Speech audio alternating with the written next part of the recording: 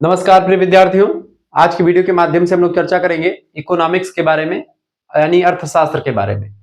अगर आप बीए के सेकंड सेमेस्टर में हैं और आप यह सोच रहे हैं कि हमको कौन कौन से क्वेश्चंस तैयार कर लेने हैं या कौन कौन से टॉपिक से क्वेश्चन ज्यादा पूछे जाते हैं या पेपर आपका किस टाइप का आता है, तो आज की वीडियो के माध्यम से संपूर्ण डिस्कशन क्लास के रूप में, महामैराथन क्लास के रूप में हम ये समझेंगे कि आखिरकार आपकी परीक्षा में अति लघु उत्तरीय प्रश्न कैसे आता है, उसके उत्तर कैसे लिखने हैं, लघु उत्तरीय और दीर्घ उत्तरीय क्वेश्चंस। आपको बता दूं ये क्वेश्चंस केवल ये क्वेश्चंस ही नहीं बल्कि पिछले साल कई विश्वविद्यालय पूछे गए क्वेश्चन पेपर हैं, जिसमें हम अति लघु उत्तरीय और दीर्घ उत्तरीय टाइप के प्रश्नों के बारे में चर्चा करेंगे।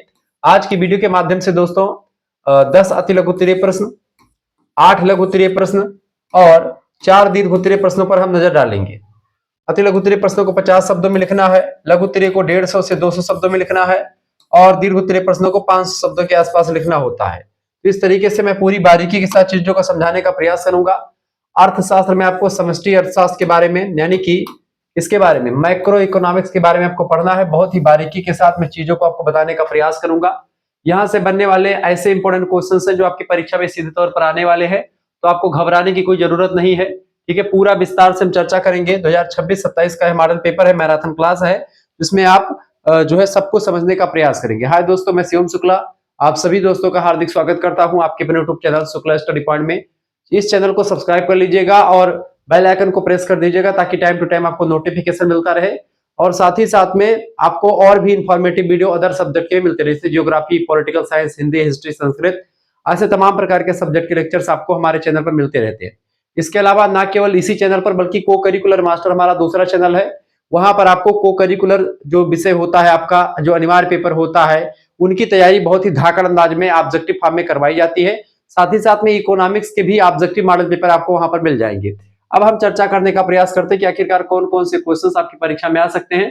तो हमारा एक चैनल जिस पर आप वीडियो देख रहे हैं शुक्ला स्टडी पॉइंट, दूसरा चैनल है दोस्तों वो है को करिकुलर मास्टर। इसको आप जरूर सब्सक्राइब कर लीजिएगा क्योंकि आपके लिए नया बनाया गया को करिकुलर की परीक्षाओं के लिए और ऑब्जेक्टिव तैयारी के लिए खास करके। खंड आ अति लघु उत्तरीय प्रश्नों की अगर बात की दोस्तों, पहला क्वेश्चन आप देखेंगे, इनकी संख्या होती है बेटा कितनी, 10, और 10 के 10 प्रश्न आपको करने होते हैं। 50 शब्दों में एक प्रश्न का उत्तर लिखना होता है।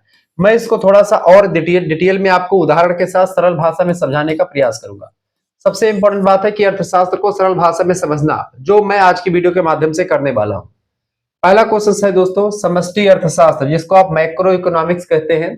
इसकी विषय सामग्री क्या है, यानी इसका कंटेंट क्या है, इसकी विषय वस्तु क्या है, स्कोप ऑफ मैक्रो इकोनॉमिक्स। आइए जानने का प्रयास करते हैं क्या क्या इसमें पढ़ना होता है। सबसे पहली पॉइंट लिखेंगे, समष्टि अर्थशास्त्र का मुख्य सरोकार संपूर्ण अर्थव्यवस्था की कार्यप्रणाली से होता है। इसकी विषय सामग्री के अंतर्गत राष्ट्रीय आय का निर्धारण किया जाता है, यानी कि जो नेशनल इनकम होती है एक बड़े पैमाने पर उसका अध्ययन होता है। मतलब कैसे किसी भी देश की संपूर्ण चीजों के बारे में इसका अध्ययन किया जाता है, जैसे राष्ट्रीय आय हो गई, ठीक है, रोजगार के तमाम से सारे सिद्धांत हो गए जो पूरे देश के लिए जरूरी है। मुद्रा स्फीति यानी महंगाई कैसे होती है, कैसे कंट्रोल होती है, महंगाई कैसे बढ़ती है, ये सब पढ़ना होता है। व्यापार चक्र के बारे में आपको समझना होता है।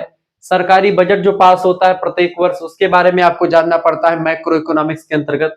और आर्थिक विकास जैसे यानी इकोनॉमिक डेवलपमेंट, ये सारे जो एक प्रकार से टर्म्स हैं, ये सारे जो कॉन्सेप्ट हैं, इनको पढ़ना पड़ता है आपको मैक्रो इकोनॉमिक्स के अंतर्गत। यानी कि एक होता है माइक्रो इकोनॉमिक्स, तो माइक्रो इकोनॉमिक्स की बात की है, इसे माइक्रो छोटा वाला अर्थशास्त्र होता है, व्यष्टि अर्थशास्त्र कहते हैं, और एक होता है माइक्रो। तो आप फर्स्ट सेमेस्टर में आपने ये पढ़ लिया है, अब आप पढ़ेंगे मैक्रो इकोनॉमिक्स, ठीक है, ये वाला MACRO मैक्रो इकोनॉमिक्स, ठीक है।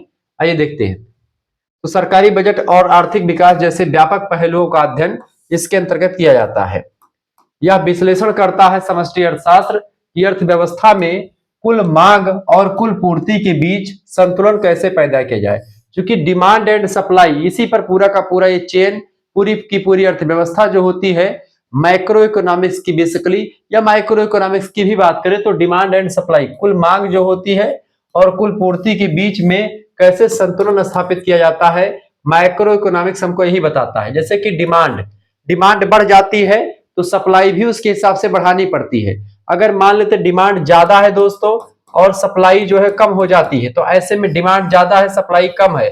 जैसे इस समय का माहौल है कि डिमांड किसकी ज्यादा है, पेट्रोल डीजल की डिमांड ज्यादा है, ठीक है, चूल्हे की रसोई गैस की डिमांड ज्यादा है, ठीक है। डिमांड मान लेते उतनी ही है, लेकिन डिमांड क्यों ज्यादा हो गई? क्योंकि पैनिक क्रिएट हो रहा है। पैनिक क्यों? चूंकि तेल की कमी नहीं है, सब कुछ है, लेकिन पेट्रोल टंकी पे जो दैनिक उपयोग के लिए आता है, मान लेते 1000 लीटर आ रहा है पेट्रोल, ठीक है।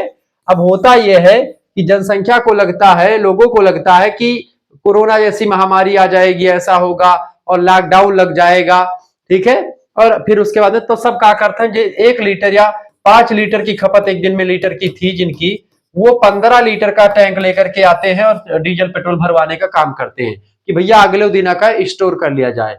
यानी कि डिमांड इसलिए यहाँ पर ज्यादा हो गई, सप्लाई उतनी ही थी, लेकिन सप्लाई अब डिमांड की तुलना में कम हो गई यहाँ पर। ऐसे में क्या हो जाएगा, तेल की रेट जो होंगे बढ़ जाएंगे, यानी महंगाई बढ़ जाएगी, हमेशा बढ़ जाएगी।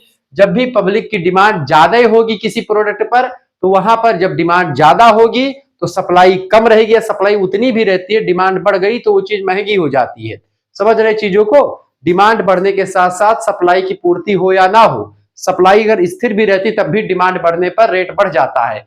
जैसे कि अब मान लेते हैं कि 1000 लीटर तेल था और लोग जो है 1500 लीटर तेल की डिमांड कर रहे हैं, तो ऐसे में तेल जाहिर सी बात है 10-5 रुपए महंगा हो जाएगा। अगर सप्लाई बहुत ज्यादा है, मान लेते हैं सप्लाई 1500 लीटर है और डिमांड 1000 की है, तो डीजल पेट्रोल तो उतना ही रहेगा भाई, क्योंकि कल भी बिक जाएगा। लेकिन जैसे मान लेते हैं कि सप्लाई बहुत ज्यादा आपने कर दिया और डिमांड ही नहीं है, तो सप्लाई बहुत ज्यादा है, डिमांड नहीं है, तो रेट कम भी हो सकता है।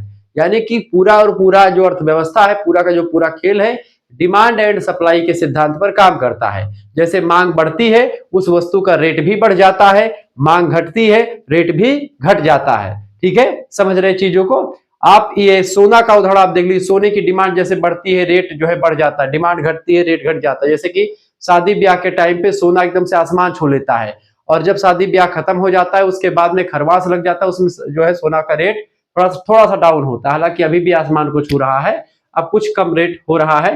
लेकिन मान लेते हैं कि मान 2 लाख में सोना हो गया या 1,80,000 में हो गया था, ठीक है, 24 कैरेट। अब वो चीजें जो होती हैं, ठीक है, अब ये क्या हो कि 1,80,000 में हो गया। अब वही चीज पहले कितने में था? पहले 80-90 हजार रुपए में सोना मिल जाता था बड़े आराम से, 1 तोला 10 ग्राम, ठीक है।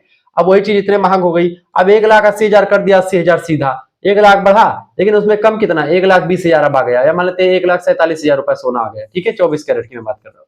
तो अब 1,47,000 आ गया, तब भी तो 80,000 से महंगा है, लेकिन हमको क्या लगेगा कि 2 लाख रुपए में हो गया, तब सस्ता हो रहा है। समझ रहे हैं? ये एक प्रकार से पूरा का पूरा जो सिनेरियो है, डिमांड एंड सप्लाई पर पूरी अर्थव्यवस्था काम करती है, यही सब चीजें हैं। उदाहरण के रूप में समझे, यदि हम देखें कि पूरे देश में बेरोजगारी की दर क्या है, पूरे देश में बेरोजगारी की दर अगर हम निकालना चाहें, तो इसे काम करने के लिए सरकार को क्या नीतियां बनानी चाहिए, तो यह समष्टि अर्थशास्त्र का विषय होगा कि क्या नीति सरकार बनाए जिससे बेरोजगारी दर को कम किया जा सके, ठीक है, रोजगार को बढ़ाया जा सके। आगे देखेंगे, दूसरा प्रश्न आपका आ चुका दोस्तों। प्रश्न है सकल घरेलू उत्पाद, जिसको जीडीपी कहते हैं, इसके महत्व को स्पष्ट कीजिए। जीडीपी, ग्रास डोमेस्टिक प्रोडक्ट, इसका फुल फॉर्म होता है, ठीक है। जीडीपी किसी देश की भौगोलिक सीमा के अंदर, भौगोलिक मतलब जैसे ये भारत देश है, ये भारत देश है, तो यहाँ के जो अंदर ही अंदर जो एक प्रकार से आपका ये भारत देश मान लेते हैं, ठीक है।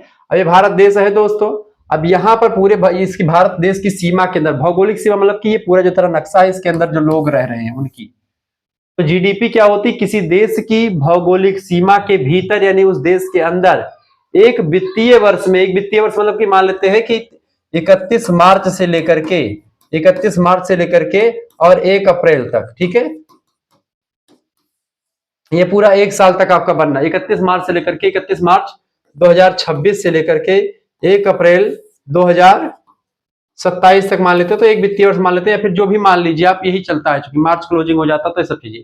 तो ऐसे में यानी 1 साल के लिए एक वित्तीय वर्ष मतलब कि 1 साल मान लीजिए आप नॉर्मली भाषा में, तो किसी भौगोलिक सीमा के अंतर्गत या किसी देश की भौगोलिक सीमा के अंतर्गत या उसके अंतर्गत एक वित्तीय वर्ष में जितने भी उत्पादित समस्त जो प्रोडक्ट होते हैं, अंतिम वस्तुओं और सेवाओं का मौद्रिक मूल्य, अंतिम वस्तुएं और सेवाएं जो मार्केट वैल्यू, जैसे मान लेते हैं कि 10 जो है 10 कोई मतलब प्रोडक्ट, 10 टेबलेट भारत सरकार ने बनाया, अब ये 10 टेबलेट जो बना इसका अंतिम मूल्य मान लेते हैं कि 20,000 रुपए है, तो ये 20,000 रुपए इस प्रोडक्ट का अंतिम मूल्य है, पूरा 10-12 जो बना। तो अब पूरे के पूरे मतलब कि जैसे जितना बना उसका अंतिम मूल्य 20,000 रुपए है दोस्तों, तो यह 20,000 रुपए क्या हो जाएगा, वही एक प्रकार से जीडीपी कहलाएगी उस देश की, ठीक है। यानी अंतिम मौद्रिक मूल्य इसका कितना होगा, यानी जो बाजार में उसकी वैल्यू होगी, जो समस्त वस्तुएं हमने उत्पादित की है, जो हमने सेवाएं तैयार की है, उन सेवाओं का, उन वस्तुओं का अंतिम मूल्य, यानी उसपे सब कुछ लगा करके, लेबर चार्ज वगैरह सब कुछ मिला करके उसका जो अंतिम मूल्य होगा सेवाओं का चाहे वस्तुओं का बनाने का, उसका 20,000 रुपए, तो यही 20,000 रुपए जीडीपी कहलाएगी, ठीक है। ग्रास डोमेस्टिक प्रोडक्ट एक सीमा के अंतर्गत, ठीक है। इसमें केवल अंतिम वस्तुओं को ही शामिल किया जाता है ताकि मध्यवर्ती वस्तुओं की दोहरी गणना ना हो। यह देश की आर्थिक प्रगति का सबसे बड़ा संकेतक होता है जीडीपी। अगर जीडीपी बढ़ती है, प्रगति का मतलब आर्थिक प्रगति, इकोनॉमिक प्रोग्रेस, यानी कि ये दिखाती है कि देश आगे है कि पीछे। जीडीपी का अगर आपने आकलन कर लिया, जीडीपी बढ़ी है तो यानी कि देश आगे बढ़ रहा है, देश की प्रोग्रेस हो रही है। जीडीपी डाउन है यानी देश की प्रगति रुकी हुई है, देश की प्रगति नहीं जो है आगे बढ़ रही है। जैसे कि समझे, जैसे एक कारखाने में टायर और इंजन मध्यवर्ती वस्तुएं बनते हैं, लेकिन जीडीपी में केवल तैयार क्या होता है। अब देखिए यहाँ पर अंतिम वस्तुओं का तात्पर्य क्या होता है। जैसे कि मान लेते हैं कारखाने में टायर बनता है, तो टायर का रेट नहीं देखा जाएगा, ना ही इंजन का। इंजन और टायर को मिलाकर के बनती है कार। अब कार क्या हो जाएगी बेटा, कार है अंतिम वस्तु, तो हम इस कार का रेट देखेंगे। कार ये अंतिम वस्तु है, इसकी कीमत गिनी जाती है। यदि कार की कीमत 5 लाख रुपए है तो वही जीडीपी में जुड़ेगा 5 लाख रुपए, ना कि टायर का दाम अलग जुड़ेगा और इंजन का दाम अलग। इंजन बनाने में, टायर बनाने में भले ही जितना रुपए लगेगा, लेकिन वास्तविक जो फाइनली जो चीजें बन रही हैं, अब इसमें टेबलेट की मैंने उदाहरण दिया था, तो इसमें जैसे कवर लगा है, स्क्रीन लगा है, ये सब अलग अलग रॉ मटेरियल से बनते हैं। लेकिन जब इसका फाइनल प्राइस 20,000 रुपए है, तो ये 20,000 रुपए जो है वो मार्केट वैल्यू मिलेगी, तो वो जीडीपी के अंतर्गत जुड़ेगी, ना कि इसका कवर का दाम जुड़ेगा, ना कि इसका सिस्टम का दाम जुड़ेगा, टेम्पल का दाम जुड़ेगा, इन सभी का दाम उसमें नहीं जुड़ेगा। समझ रहे चीजों को। यानी 5 लाख रुपए अगर कार की कीमत है तो उसमें टायर कितना लगा, इंजन कितना के बना है, ये सब नहीं जुड़ेगा। केवल 5 लाख रुपए की कार की वैल्यू जीडीपी में जोड़ी जाएगी। अंतिम वस्तु यही कार होती है। समझ में आ रहा है। अगर आपको पीडीएफ नोट्स प्राप्त करने हैं इसका, जैसे कि ये पीडीएफ नोट्स है, ऐसे ऑब्जेक्टिव का भी पीडीएफ नोट्स आपको मिल जाएगा इकोनॉमिक्स का, तो आप एसएमएस कर दीजिएगा 9984 माइक्रो इकोनॉमिक्स का 9984 039 139। इस नंबर पर आप व्हाट्सएप पर एसएमएस कर दीजिएगा। दोस्तों क्या एसएमएस करेंगे, आप अपना नाम एसएमएस कर दीजिएगा, अपनी यूनिवर्सिटी का नाम, अपने सब्जेक्ट के नेम, और आपके सेमेस्टर में अपने सेमेस्टर का नाम लिखकर के, सेमेस्टर आपका क्या है। जैसे मान लेते हैं आप 4th सेमेस्टर में, सॉरी 2nd सेमेस्टर में, तो 2nd सेमेस्टर लेकर के भेज दीजिएगा। यहाँ पर आपके लिए बेनिफिट्स ये है कि आपको मात्र 100 रुपए फीस जमा कर देने हैं। इसी 100 रुपए फीस में आपको सब कुछ मिलेगा। 100 रुपए फीस में क्या क्या मिलेगा, फीस ऐसे आपको इसी आपके पास एक QR कोड स्कैनर भेजेंगे, उसी पर आपको मात्र 100 रुपए फीस जमा कर देने हैं। ये फीस आप खुद भी जमा कर सकते हो, किसी दूसरे से भी आप फीस जमा करवा सकते हो। यहाँ पर आपको व्हाट्सएप ग्रुप में जोड़ा जाएगा, वहीं पर आपको लाइव क्लास जब भी होगी तो उसकी लिंक भी जाती रहेगी, ठीक है। पीडीएफ सबसे इंपॉर्टेंट बात है इसमें कि पीडीएफ आपको मिलेगा। पीडीएफ आपको कहीं पर नहीं दिखता है, पीडीएफ आपको केवल व्हाट्सएप ग्रुप में दिखेगा। और इसमें आपका ऑब्जेक्टिव पेपर अगर होता तो उसका पीडीएफ यानी एमसीक्यू वाला पीडीएफ भी मिलेगा विद आंसर शीट, यानी आंसर भी साथ में रहेगा। और लिखित वाले का जैसे अभी आपके ये पीडीएफ देख रहे हैं, ये जो पीछे चल रहा है स्क्रीन पर, ये पूरा पीडीएफ फॉर्म में आपको मिल जाएगा। वीडियोस तो आप देख ही रहे, वीडियोस आपको यूट्यूब पर ही दिख रहा है, लेकिन जो पीडीएफ होगा वो हमारे व्हाट्सएप ग्रुप में ही मिलेगा। तो ये आपका बेनिफिट्स। और भी जो है पीडीएफ बनेगा, हो सकता है क्लास ना हो पाए तो पीडीएफ जो बनेगा मॉडल पेपर का या और जो पेपर होंगे उनके, तो वो भी आपको यहीं पर व्हाट्सएप ग्रुप में ही मिल जाएगा। ये बात आप ध्यान रखेंगे, तो ये आपके लिए बेनिफिट्स रहेगा। इसके अलावा केवल इकोनॉमिक्स का नहीं बल्कि geography, polity, Hindi, history, Sanskrit जो भी आपका सब्जेक्ट होगा उन सभी का पीडीएफ नोट्स आपको यहीं पर मिलने वाला है, ठीक है। तो ये आपके लिए बड़ा बेनिफिट्स होगा। साथ ही साथ में यहाँ पर क्या है कि को करिकुलर का भी आपको मिल जाएगा कम से कम 10% इसी के अंतर्गत, यानी कि को करिकुलर का भी मिल जाएगा मात्र इसी पैसे में, ठीक है। 100 रुपए में ही को करिकुलर का मिल जाएगा। अगर आप चाहते हैं गुरुजी हम आपसे 2nd सेमेस्टर और 3rd सेमेस्टर एक साथ जुड़ना चाहते हैं तो इसकी फीस कितनी आप लेंगे, तो इसकी ग्रुप में जुड़ने के लिए 2nd और 3rd का एक साथ जो बच्चा फीस जमा करेगा उसका 200 रुपए फीस नहीं लगेगा। कितना लगेगा, एक सेमेस्टर का फीस 100 रुपए है, 2nd सेमेस्टर का, तो 3rd सेमेस्टर का फीस 100 रुपए होगा, यानी 2nd और 3rd का कितना हो जाएगा आपका 200 रुपए, 200 एक सेमेस्टर का फीस 100 तो 2 सेमेस्टर का 200 रुपए। लेकिन यहाँ पर आपके लिए 50 रुपए कम कर दिया गया है। केवल 150 रुपए फीस जो बच्चा जमा करेगा उसका 2nd सेमेस्टर का तो पढ़ाया ही जाएगा, और 2nd सेमेस्टर के बाद में जब वो 3rd सेमेस्टर में जुड़ेगा तो 3rd सेमेस्टर का फीस, उसमें 3rd सेमेस्टर वाला इसका फीस जमा रहेगा तो उसको 3rd वाले ग्रुप में जोड़ दिया जाएगा। ध्यान रखेंगे अगर केवल वीडियोस प्राप्त करना कि लाइव क्लास पूरे एक एक चैप्टर का मैं पढ़ाऊंगा तो एक चैप्टर का सभी क्लास नहीं हो पाएगा। मैराथन क्लास आपको मॉडल पेपर्स ये सब पीडीएफ नोट यहीं पर आपको मिल जाएगा यूट्यूब पर ही, लेकिन जो उसका पीडीएफ नोट्स होता है, जो ऑब्जेक्टिव का प्रैक्टिस सेट होता है, वो सब आपको व्हाट्सएप ग्रुप में ही मिलता है। सारी चीजें आपको यूट्यूब पर वीडियोस में जो नहीं मिल पाती वो सब भी आपको यहाँ पर मिल जाता है। सारे की प्लेलिस्ट की लिंक मिल जाएगी आपको ग्रुप में। ये सब आपके फायदेमंद होगा, तो जुड़ जाइएगा मात्र 100 रुपए फीस जमा करके। आप जैसे सीरीज खरीदते तो सीरीज एक सब्जेक्ट की आपकी 60 रुपए की सीरीज आती है। आप 4-5 सब्जेक्ट की सीरीज खरीदेंगे तो कम से कम मान लेते हैं 4 सब्जेक्ट की, तो कम से कम कितनी 60 रुपए की, 6 चौके 24, 240 रुपए की सीरीज आपकी हो जाएगी 250 की, ठीक है। लेकिन अब आप जुड़ते तो 100 रुपए का ही आपको मात्र मिल जाएगा कोर्स। ये फायदेमंद है कि ये 240 वाला, ठीक है। अब इसमें आपको बहुत सरल भाषा में भी मैं उदाहरण के रूप में समझाता हूँ। तीसरा प्रश्न है, राष्ट्रीय आय नेशनल इनकम की अवधारणा क्या है उसको बताएं। देखिए, राष्ट्रीय आय नेशनल इनकम की अगर बात की जाए तो एक साल के दौरान किसी देश के सामान्य निवासियों के द्वारा, सामान्य निवासी जो देश में रहते हैं, अपनी सेवाओं के बदले अर्जित कुल आय, यानी जो जो अपनी सेवाएं देते हैं या फिर जो भी है कुल आय उनकी कितनी होती है, चाहे वो नौकरी कर रहा हो, चाहे कुछ भी कर रहा हो, चाहे वो कोई धंधा कर रहा हो, तो उसकी जो अर्जित उसने जो प्राप्त करी उसकी कुल आय। अच्छा, इस कुल आय में लगान भी शामिल है, मजदूरी, ब्याज और लाभ का योग भी शामिल होता है। जितनी आय उसकी होती है सब, लाभ, मजदूरी, लगान, ब्याज सब शामिल होता है। इसे शुद्ध राष्ट्रीय उत्पाद कहते हैं, एनएनपी कहा जाता है। क्या कहते हैं इसको? एनएनपी कहते हैं, नेट नेशनल प्रोडक्ट कहा जाता है। नेट नेशनल प्रोडक्ट के रूप में ये जाना जाता है इसको, राष्ट्रीय आय को। अब यही एनएनपी का जो बाजार मूल्य होता है, मौद्रिक मूल्य होता है, उसी को हम क्या बोलते हैं? राष्ट्रीय आय बोलते हैं। या देश के नागरिकों के जीवन स्तर को दर्शाता है जो है राष्ट्रीय इनकम, ठीक है। उदाहरण के रूप में मान लेते हैं कि एक परिवार है दोस्तों, एक परिवार के सभी कमाने वाले सदस्यों की कुल सालाना जो इनकम है उसको जोड़ दिया जाए। मान लेते हैं कि एक परिवार में ए बी सी डी नाम के 4 लोग रहते हैं। अब ए कमाता है 20,000 रुपए का मंथली, ठीक है, या साल में, अब साल में 20,000 रुपए बचाता है। बी कमाता भी 40,000, तो ये बी कमाता है 40,000 रुपए, ठीक है। सी कमाता है 50,000 रुपए, ठीक है। और ऐसे डी कमाता है आपका, ठीक है, 10,000 रुपए मान लेते हैं, ठीक है। अब इन सभी को जोड़ लीजिए, 4 व्यक्ति हो गए कुल मिलाकर के, सब 20, 40, 4 2 6, 6 5 11, 11 और एक कितना होता है 12,000 रुपए इन चारों ने मिलकर के कमा लिए, ठीक है। अब ये 12,000 दोस्तों, अगर सॉरी 12,000 बोल रहा हूँ, 1,20,000 रुपए कमा लिया, ठीक है। अब 1,20,000 रुपए इन लोगों ने कमा लिया। अब इसको 1,20,000 से कितने लोगों ने कमाया? 1 2 3 4। अब 4 से भाग कर दीजिए, 4 एक अन्नम 4, ठीक है, 4 0 4 4 3 12, यानी कि कितना हो जाएगा? 30,000 रुपए एक व्यक्ति का। यानी प्रति कैपिटा इनकम पूछेगा आपसे, पूछेगा कि प्रति व्यक्ति इनकम कितना हुआ, तो प्रति व्यक्ति इनकम 30,000 रुपए हुआ दोस्तों। आपसे पूछेगा दोस्तों कि तो प्रति कैपिटा इनकम या प्रति व्यक्ति आय कितनी हुई? 30,000 रुपए हुई। ऐसे अगर 4 व्यक्ति के हिसाब से देखेंगे तो पूरा ऐसे ही कुल कितना हुआ? 1,20,000 रुपए उनकी इनकम हो गई। यानी यही राष्ट्रीय आय होती है, 1,20,000। ये 30,000 प्रति व्यक्ति आय निकलेगी, क्योंकि 4 लोगों ने मिलकर के 1,20,000 रुपए एक साल में कमाए। जितनी जनसंख्या रहती देश की, उस तरह से भाग देते निकल आता है। तो यही सिस्टम यहाँ पर बताया गया है। तो एक परिवार के सभी कमाने वाले सदस्यों की कुल सालाना आय, यानी साल भर की, को जोड़ दिया जाए तो वह परिवार की आय होती है। ठीक वैसे ही देश के सभी नागरिकों की कुल कमाई को जोड़ दिया जाए तो राष्ट्रीय आय होती है। अगर राष्ट्रीय आय में जनसंख्या का भाग देते हैं, जनसंख्या से, कितनी जनसंख्या रहती है, कितनी जनसंख्या ने कमाया है, उतनी जनसंख्या को भाग दे देंगे, हमारा क्या निकल आएगा? प्रति व्यक्ति आय निकल आएगा, ठीक है, प्रति कैपिटा इनकम जिसको आप कहते हैं। आगे देखेंगे, चौथा क्वेश्चन आपका आ चुका दोस्तों। प्रश्न है, कीन्स का उपयोग फलन। कीन्स का उपयोग फलन क्या है बताएं। तो लॉर्ड कीन्स बड़े अच्छे एक प्रोफेसर रहे हैं, और इनकी बात की है तो इन्होंने अर्थशास्त्र को काफी कुछ दिया है। तो उनके अनुसार कहते हैं वो कि उपभोग व्यय, जो उपभोग व्यय होता है, उपभोग फलन के बारे में कहते हैं, उपभोग व्यय मुख्य रूप से चालू आय पर निर्भर करता है, चालू आय पर डिपेंड करता है।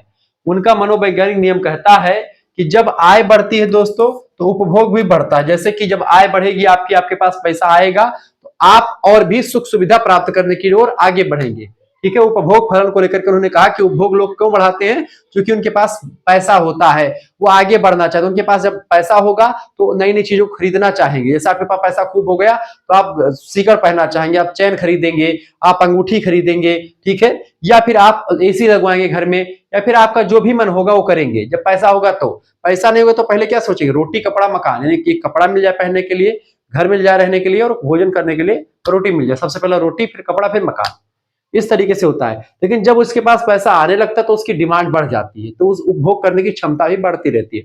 उपभोग फलन को लेकर के भाई साहब कहते हैं प्रोफेसर कीन्स कि मनोवैज्ञानिक नियम इनका यह कहता है कि जब आय बढ़ती है दोस्तों तो उपभोग भी बढ़ता है, यानी जो उपभोग होता है वो भी बढ़ता है, लेकिन उपभोग में वृद्धि आय की तुलना में कम होती है। आय ज्यादा होती है तो उपभोग इतना जल्दी नहीं बढ़ जाता। मान लेते हैं कि आय आपकी बढ़ गई, पहले 20,000 सैलरी पाते थे, अब 40 पा रहे हैं, तो 40 आप नहीं खर्च, पहले 10,000 बचाते मान लेते हैं, तो आज भी आप 10,000 बचाएंगे, 10 के साथ साथ आप 10 और बचाना शुरू कर देंगे, यानी 20,000 बचाएंगे, 20,000 खर्चा होगा, यानी आय तो आपकी 30,000 बढ़ी है 10,000 से, लेकिन आप खर्चा जो है केवल 10% बढ़ा है, यानी कि 10,000 ही आपका अदर खर्चा कर रहे हैं, 10,000 और आप एक्स्ट्रा बचा रहे हैं। कहने का मतलब यह है प्रोफेसर कीन्स के कि जैसे जो आय बढ़ती है तो आय जितना बढ़ती है, जिस अनुपात में बढ़ती है उस अनुपात में खर्चा नहीं बढ़ता है।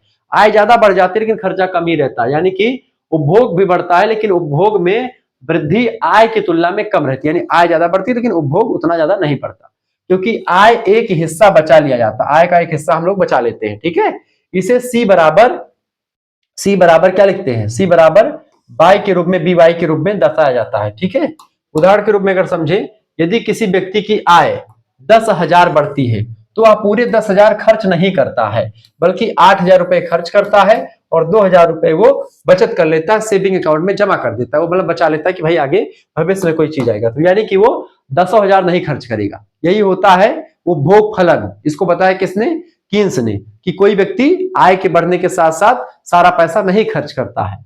आगे देखते हैं अगला 5वां नंबर प्रश्न आपका आ चुका दोस्तों। प्रश्न निवेश फलन, इन्वेस्टमेंट फंक्शन से आप क्या समझते हैं। निवेश फलन, देखिए निवेश फलन का अर्थ है नई पूंजीगत संपत्तियों के निर्माण पर किए जाने वाले व्यय से है। यानी निवेश फलन क्या होता है, निवेश यानी कहीं पर आप इन्वेस्टमेंट करते हैं, इसका मतलब होता है नई पूंजीगत संपत्ति जो आपके पास है उसका निर्माण पर किए जाने वाला जो व्यय होता है, यानी कि कोई नई संपत्ति आप बना रहे हैं उसका निर्माण पर, जैसे आप घर बनवा रहे हैं उस पर आपने इन्वेस्टमेंट किया, कोई आप जमीन ले रहे हैं, कोई आप जो फैक्ट्री बना रहे हैं।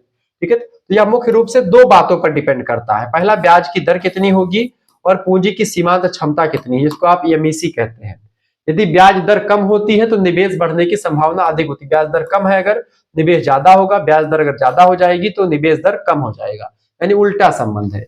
उदाहरण के रूप में समझे, यानी एक उद्यमी है, एक कोई बढ़िया जो है कारोबार करने वाला व्यक्ति है, उसको नया प्लांट लगाना है। ठीक है, एक प्लांट स्थापित करना है किसी भी चीज का, लगाने के लिए बैंक से लोन लेता है वो, क्योंकि बैंक से लोन लेगा तभी वो प्लांट स्थापित करेगा।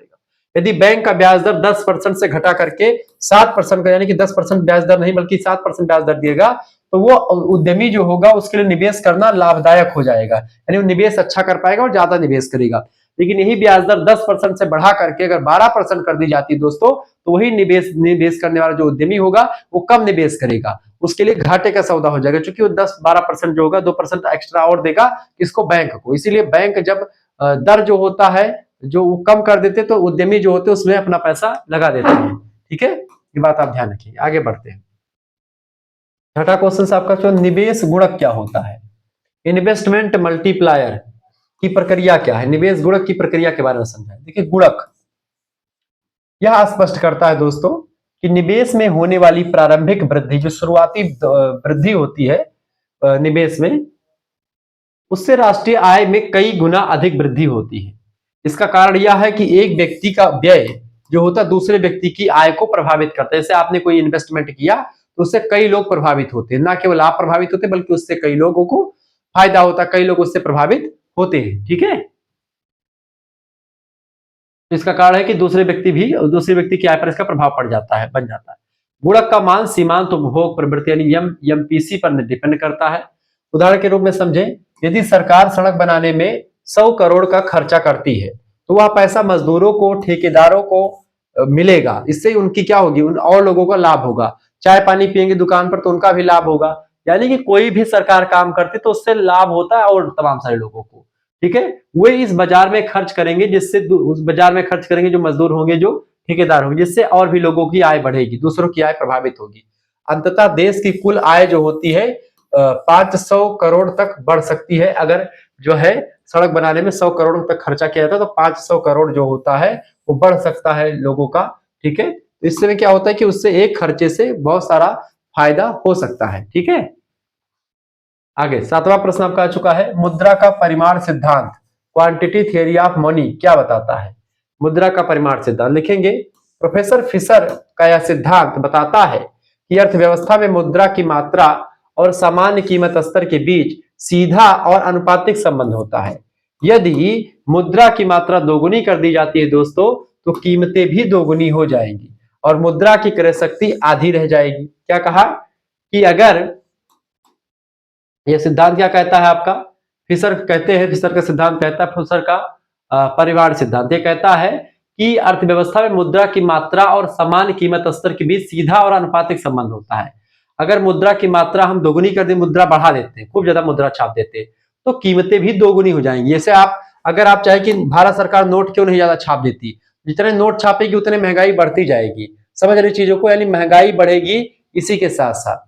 समझ रहे चीजों को, यानी कि जैसे मुद्रा अगर मान लेते हैं 10 रुपए किसी की जेब में है, 10 रुपए की मान लेते हो 10 रुपए का निर्मा आता है, अगर वही व्यक्ति मतलब 10 नोट छप रही तो 10 रुपए का सामान है, 20 नोट छपेगी तो 20 का सामान हो जाएगा, नहीं महंगी हो जाएगी। जैसे जैसे मुद्रा आती लोगों के पास में, पैसा खूब ज्यादा मार्केट में रहेगा तो महंगाई बढ़ जाएगी, पैसा कम रहेगा तो महंगाई घट जाएगी। ठीक है, ध्यान रखेंगे इस बात को। तो वही कहा जाता है कि अर्थव्यवस्था में मुद्रा की मात्रा अगर बढ़ेगी तो सामान्य कीमत स्तर के बीच में भी सीधा बदलाव आपको दिखाई पड़ता है। यदि मुद्रा की मात्रा दोगुनी कर दी जाती है तो कीमतें भी दोगुनी हो जाती हैं। यही उनका जो है परिमाण सिद्धांत है। मुद्रा की क्रय शक्ति आधी रह जाती है यहाँ पर, ठीक है, मुद्रा का मूल्य घट जाता है।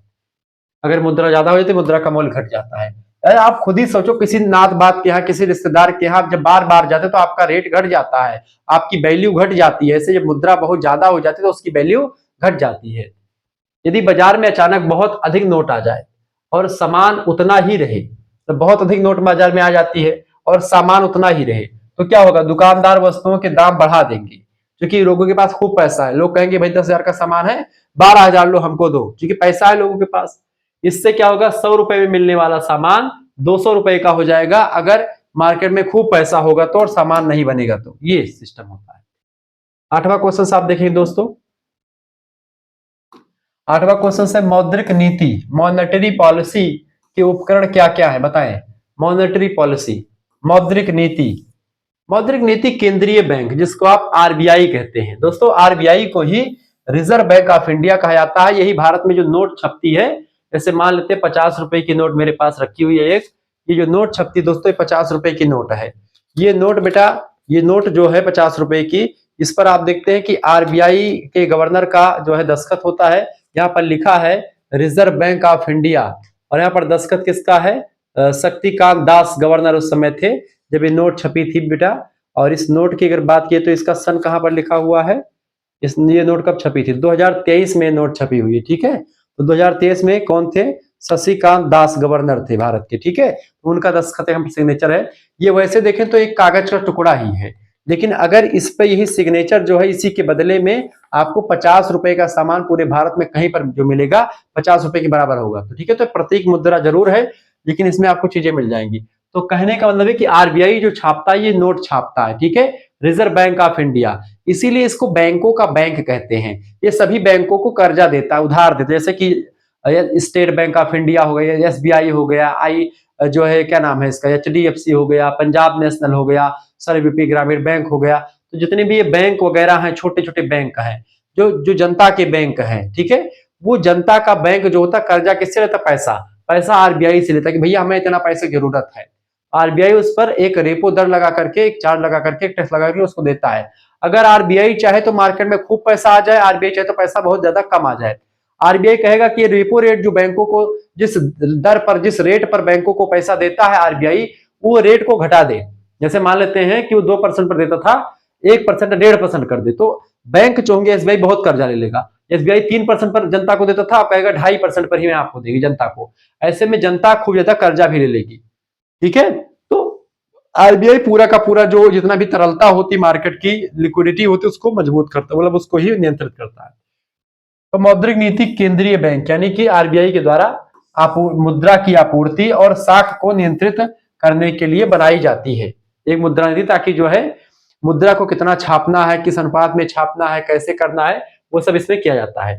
इसके प्रमुख उपकरणों में बैंक दर आता है। रेपो रेट, जिस दर पर, रेपो रेट क्या होता है, जिस दर पर आरबीआई अन्य बैंकों को, अपने अधीनस्थ बैंकों को पैसा देता है उधार, उसको रेपो दर कहते हैं। कभी कभी आरबीआई के पास पैसा नहीं रहता तो वो बैंकों से, यानी कि छोटे बैंकों से अगर पैसा लेता है तो उसको रिवर्स रेपो रेट कहते हैं। नगद आरक्षित अनुपात जिसको आप CRR कहते हैं, और खुले बाजार की क्रियाएं, ये सब शामिल होती हैं मौद्रिक नीति के अंतर्गत। उदाहरण के रूप में समझें, जब महंगाई बढ़ती है तो RBI रेपो रेट बढ़ा देता है। महंगाई बढ़ रही मान लेते हैं तो RBI क्या करेगा, रेपो रेट बढ़ा देगा। रेपो रेट वह दर है जिस दर पर जैसे SBI है, स्टेट बैंक ऑफ इंडिया, वो पैसा लेता है अगर RBI से कि हमको 500 करोड़ चाहिए, तो उस 500 करोड़ रुपए पर दोस्तों SBI जो लेगा उस पर टैक्स देना होता है, कुछ मतलब 2.5% है या 3% है। 3% देगा किसको, RBI को। अब RBI क्या करेगा, वही रेटवा को ज्यादा कर देगा। 3% पर अभी तक दे रहा था, अब वो 4 या 5% कर देगा। और जब 5% रेपो रेट कर देगा तो RBI जो SBI होगा वो कर्जा ही नहीं लेगा। अब जब SBI कर्जा नहीं लेगा तो SBI चूंकि जो है जनता का बैंक है, जनता को पैसा देता है, जनता के खाते खुले उसमें, अब जनता को कर्जा भी नहीं देगा क्योंकि SBI के पास भी पैसा नहीं आएगा। तो ऐसे में क्या हो जाएगा, लोगों के पास पैसा कम आ जाएगा। अब जब लोगों के पास पैसा कम आ जाएगा तो महंगाई ऑटोमेटिक डाउन हो जाएगी। ठीक है, और यही अगर रेपो रेट को बढ़ा देगा तो महंगाई कम हो जाएगी। रेपो रेट को घटा देता है, मान लेते हैं कि 2% कर दिया 4% से, तो क्या होगा, SBI तुरंत जो है 8,000 10,000 करोड़ रुपए पैसा उधार ले लेगा SBI किससे, RBI से। अब जब RBI से पैसा उधार ले लेगा SBI तो अपने जितने भी उसके खातेदार हैं, जितने पूंजीपति, सबको बता देगा भैया हम आपको इतना % इस समय डिस्काउंट पर आपको कर्जा देंगे, जिनको भी लेना है वो आ जाएंगे। जितने पूंजीपति होंगे सभी लोग जाएंगे SBI से कर्जा उधार ले लेंगे, मतलब कर्जा ले लेंगे, और उसी कर्जे का प्रयोग करके वो अपना जो है क्या कर देंगे, कोई फैक्ट्री स्थापित करेगा, कोई कुछ करेगा। तो इस तरीके से क्या हो जाएगा, यही चीजें क्या हो जाएगी, तो यही मतलब जैसे कर्जा अगर ये कम हो जाएगा, मार्केट में खूब ज्यादा रुपया आ जाएगा। जब मार्केट में खूब रुपया आएगा तो चीजें महंगी हो जाएंगी। समझ रहे हैं, यानी कि ये चीजें, अगर आपके पास खूब पैसा है इसका मतलब महंगाई बहुत है, पैसा बहुत कम है इसका मतलब महंगाई बहुत कम है। मार्केट की बात मैं कर रहा हूं, किसी पर्सनल व्यक्ति की बात नहीं कर रहा हूं। तो ये देखेंगे, जब महंगाई बढ़ती है तो RBI रेपो रेट बढ़ा देता है, इससे बैंक लोन महंगे हो जाते हैं, लोग कम खर्चा करते हैं और कीमतें धीरे धीरे कम होने लगती है। जब लोग कम खरीदेंगे, जैसे मान लेते हैं कि आप जो है मोबाइल फोन खरीदना बंद कर देंगे तो मोबाइल फोन जो बनाने वाली कंपनियां हैं वो चीज दाम सस्ता कर देंगी कि भाई सस्ता करने से वो सस्ता खरीद ले आदमी। ये चीजें होंगी। अगला 9वां नंबर प्रश्न आपका आ चुका है, मुद्रास्फीति, इन्फ्लेशन के प्रमुख प्रकार क्या है। इन्फ्लेशन, मुद्रास्फीति होती क्या दोस्तों, इन्फ्लेशन जिसको आप कह सकते हैं। मुद्रास्फीति वह सिचुएशन है, वह स्थिति है दोस्तों जब सामान्य कीमत स्तर में निरंतर वृद्धि हो जाती है, यानी कि कीमत स्तर जो होती बढ़ जाती है। जैसे मानते हैं आज जो चीजें 10 रुपए की बिक रही थी वो 15 की बिकने लगे, तो उसी को मुद्रास्फीति कहते हैं। इसके मुख्य रूप से 2 प्रकार होते हैं, एक होता है मांग प्रेरित, यानी जब डिमांड ज्यादा हो, जैसे इस समय डीजल पेट्रोल की डिमांड ज्यादा है तो रेट महंगा हो गया है। वैसे भी किसी भी चीज की डिमांड, अगर शादियों के महीने में सोना चांदी की डिमांड हो जाती है, शादियों के महीने में मोटरसाइकिल की डिमांड हो जाती है, तो वो चीजें महंगी बिकने लगती हैं। ठीक है, तो मांग प्रेरित डिमांड इसी को कहते हैं मुद्रास्फीति। ठीक है, महंगाई, तो जब मांग पूर्ति से अधिक हो जाता है, यानी पूर्ति कम है, सप्लाई कम हो पा रही है और मांग ज्यादा है, तो भी महंगाई आ जाएगी। दूसरी होती लागत प्रेरित, यानी जब कच्चे माल की कीमत बढ़ने से उत्पादन महंगा हो जाए। जैसे कच्चे माल की कीमत बढ़ जाती है तो उससे भी उत्पादन पर प्रभाव पड़ता है, तो उत्पादन कम हो पाता है जिससे महंगाई बढ़ जाती है।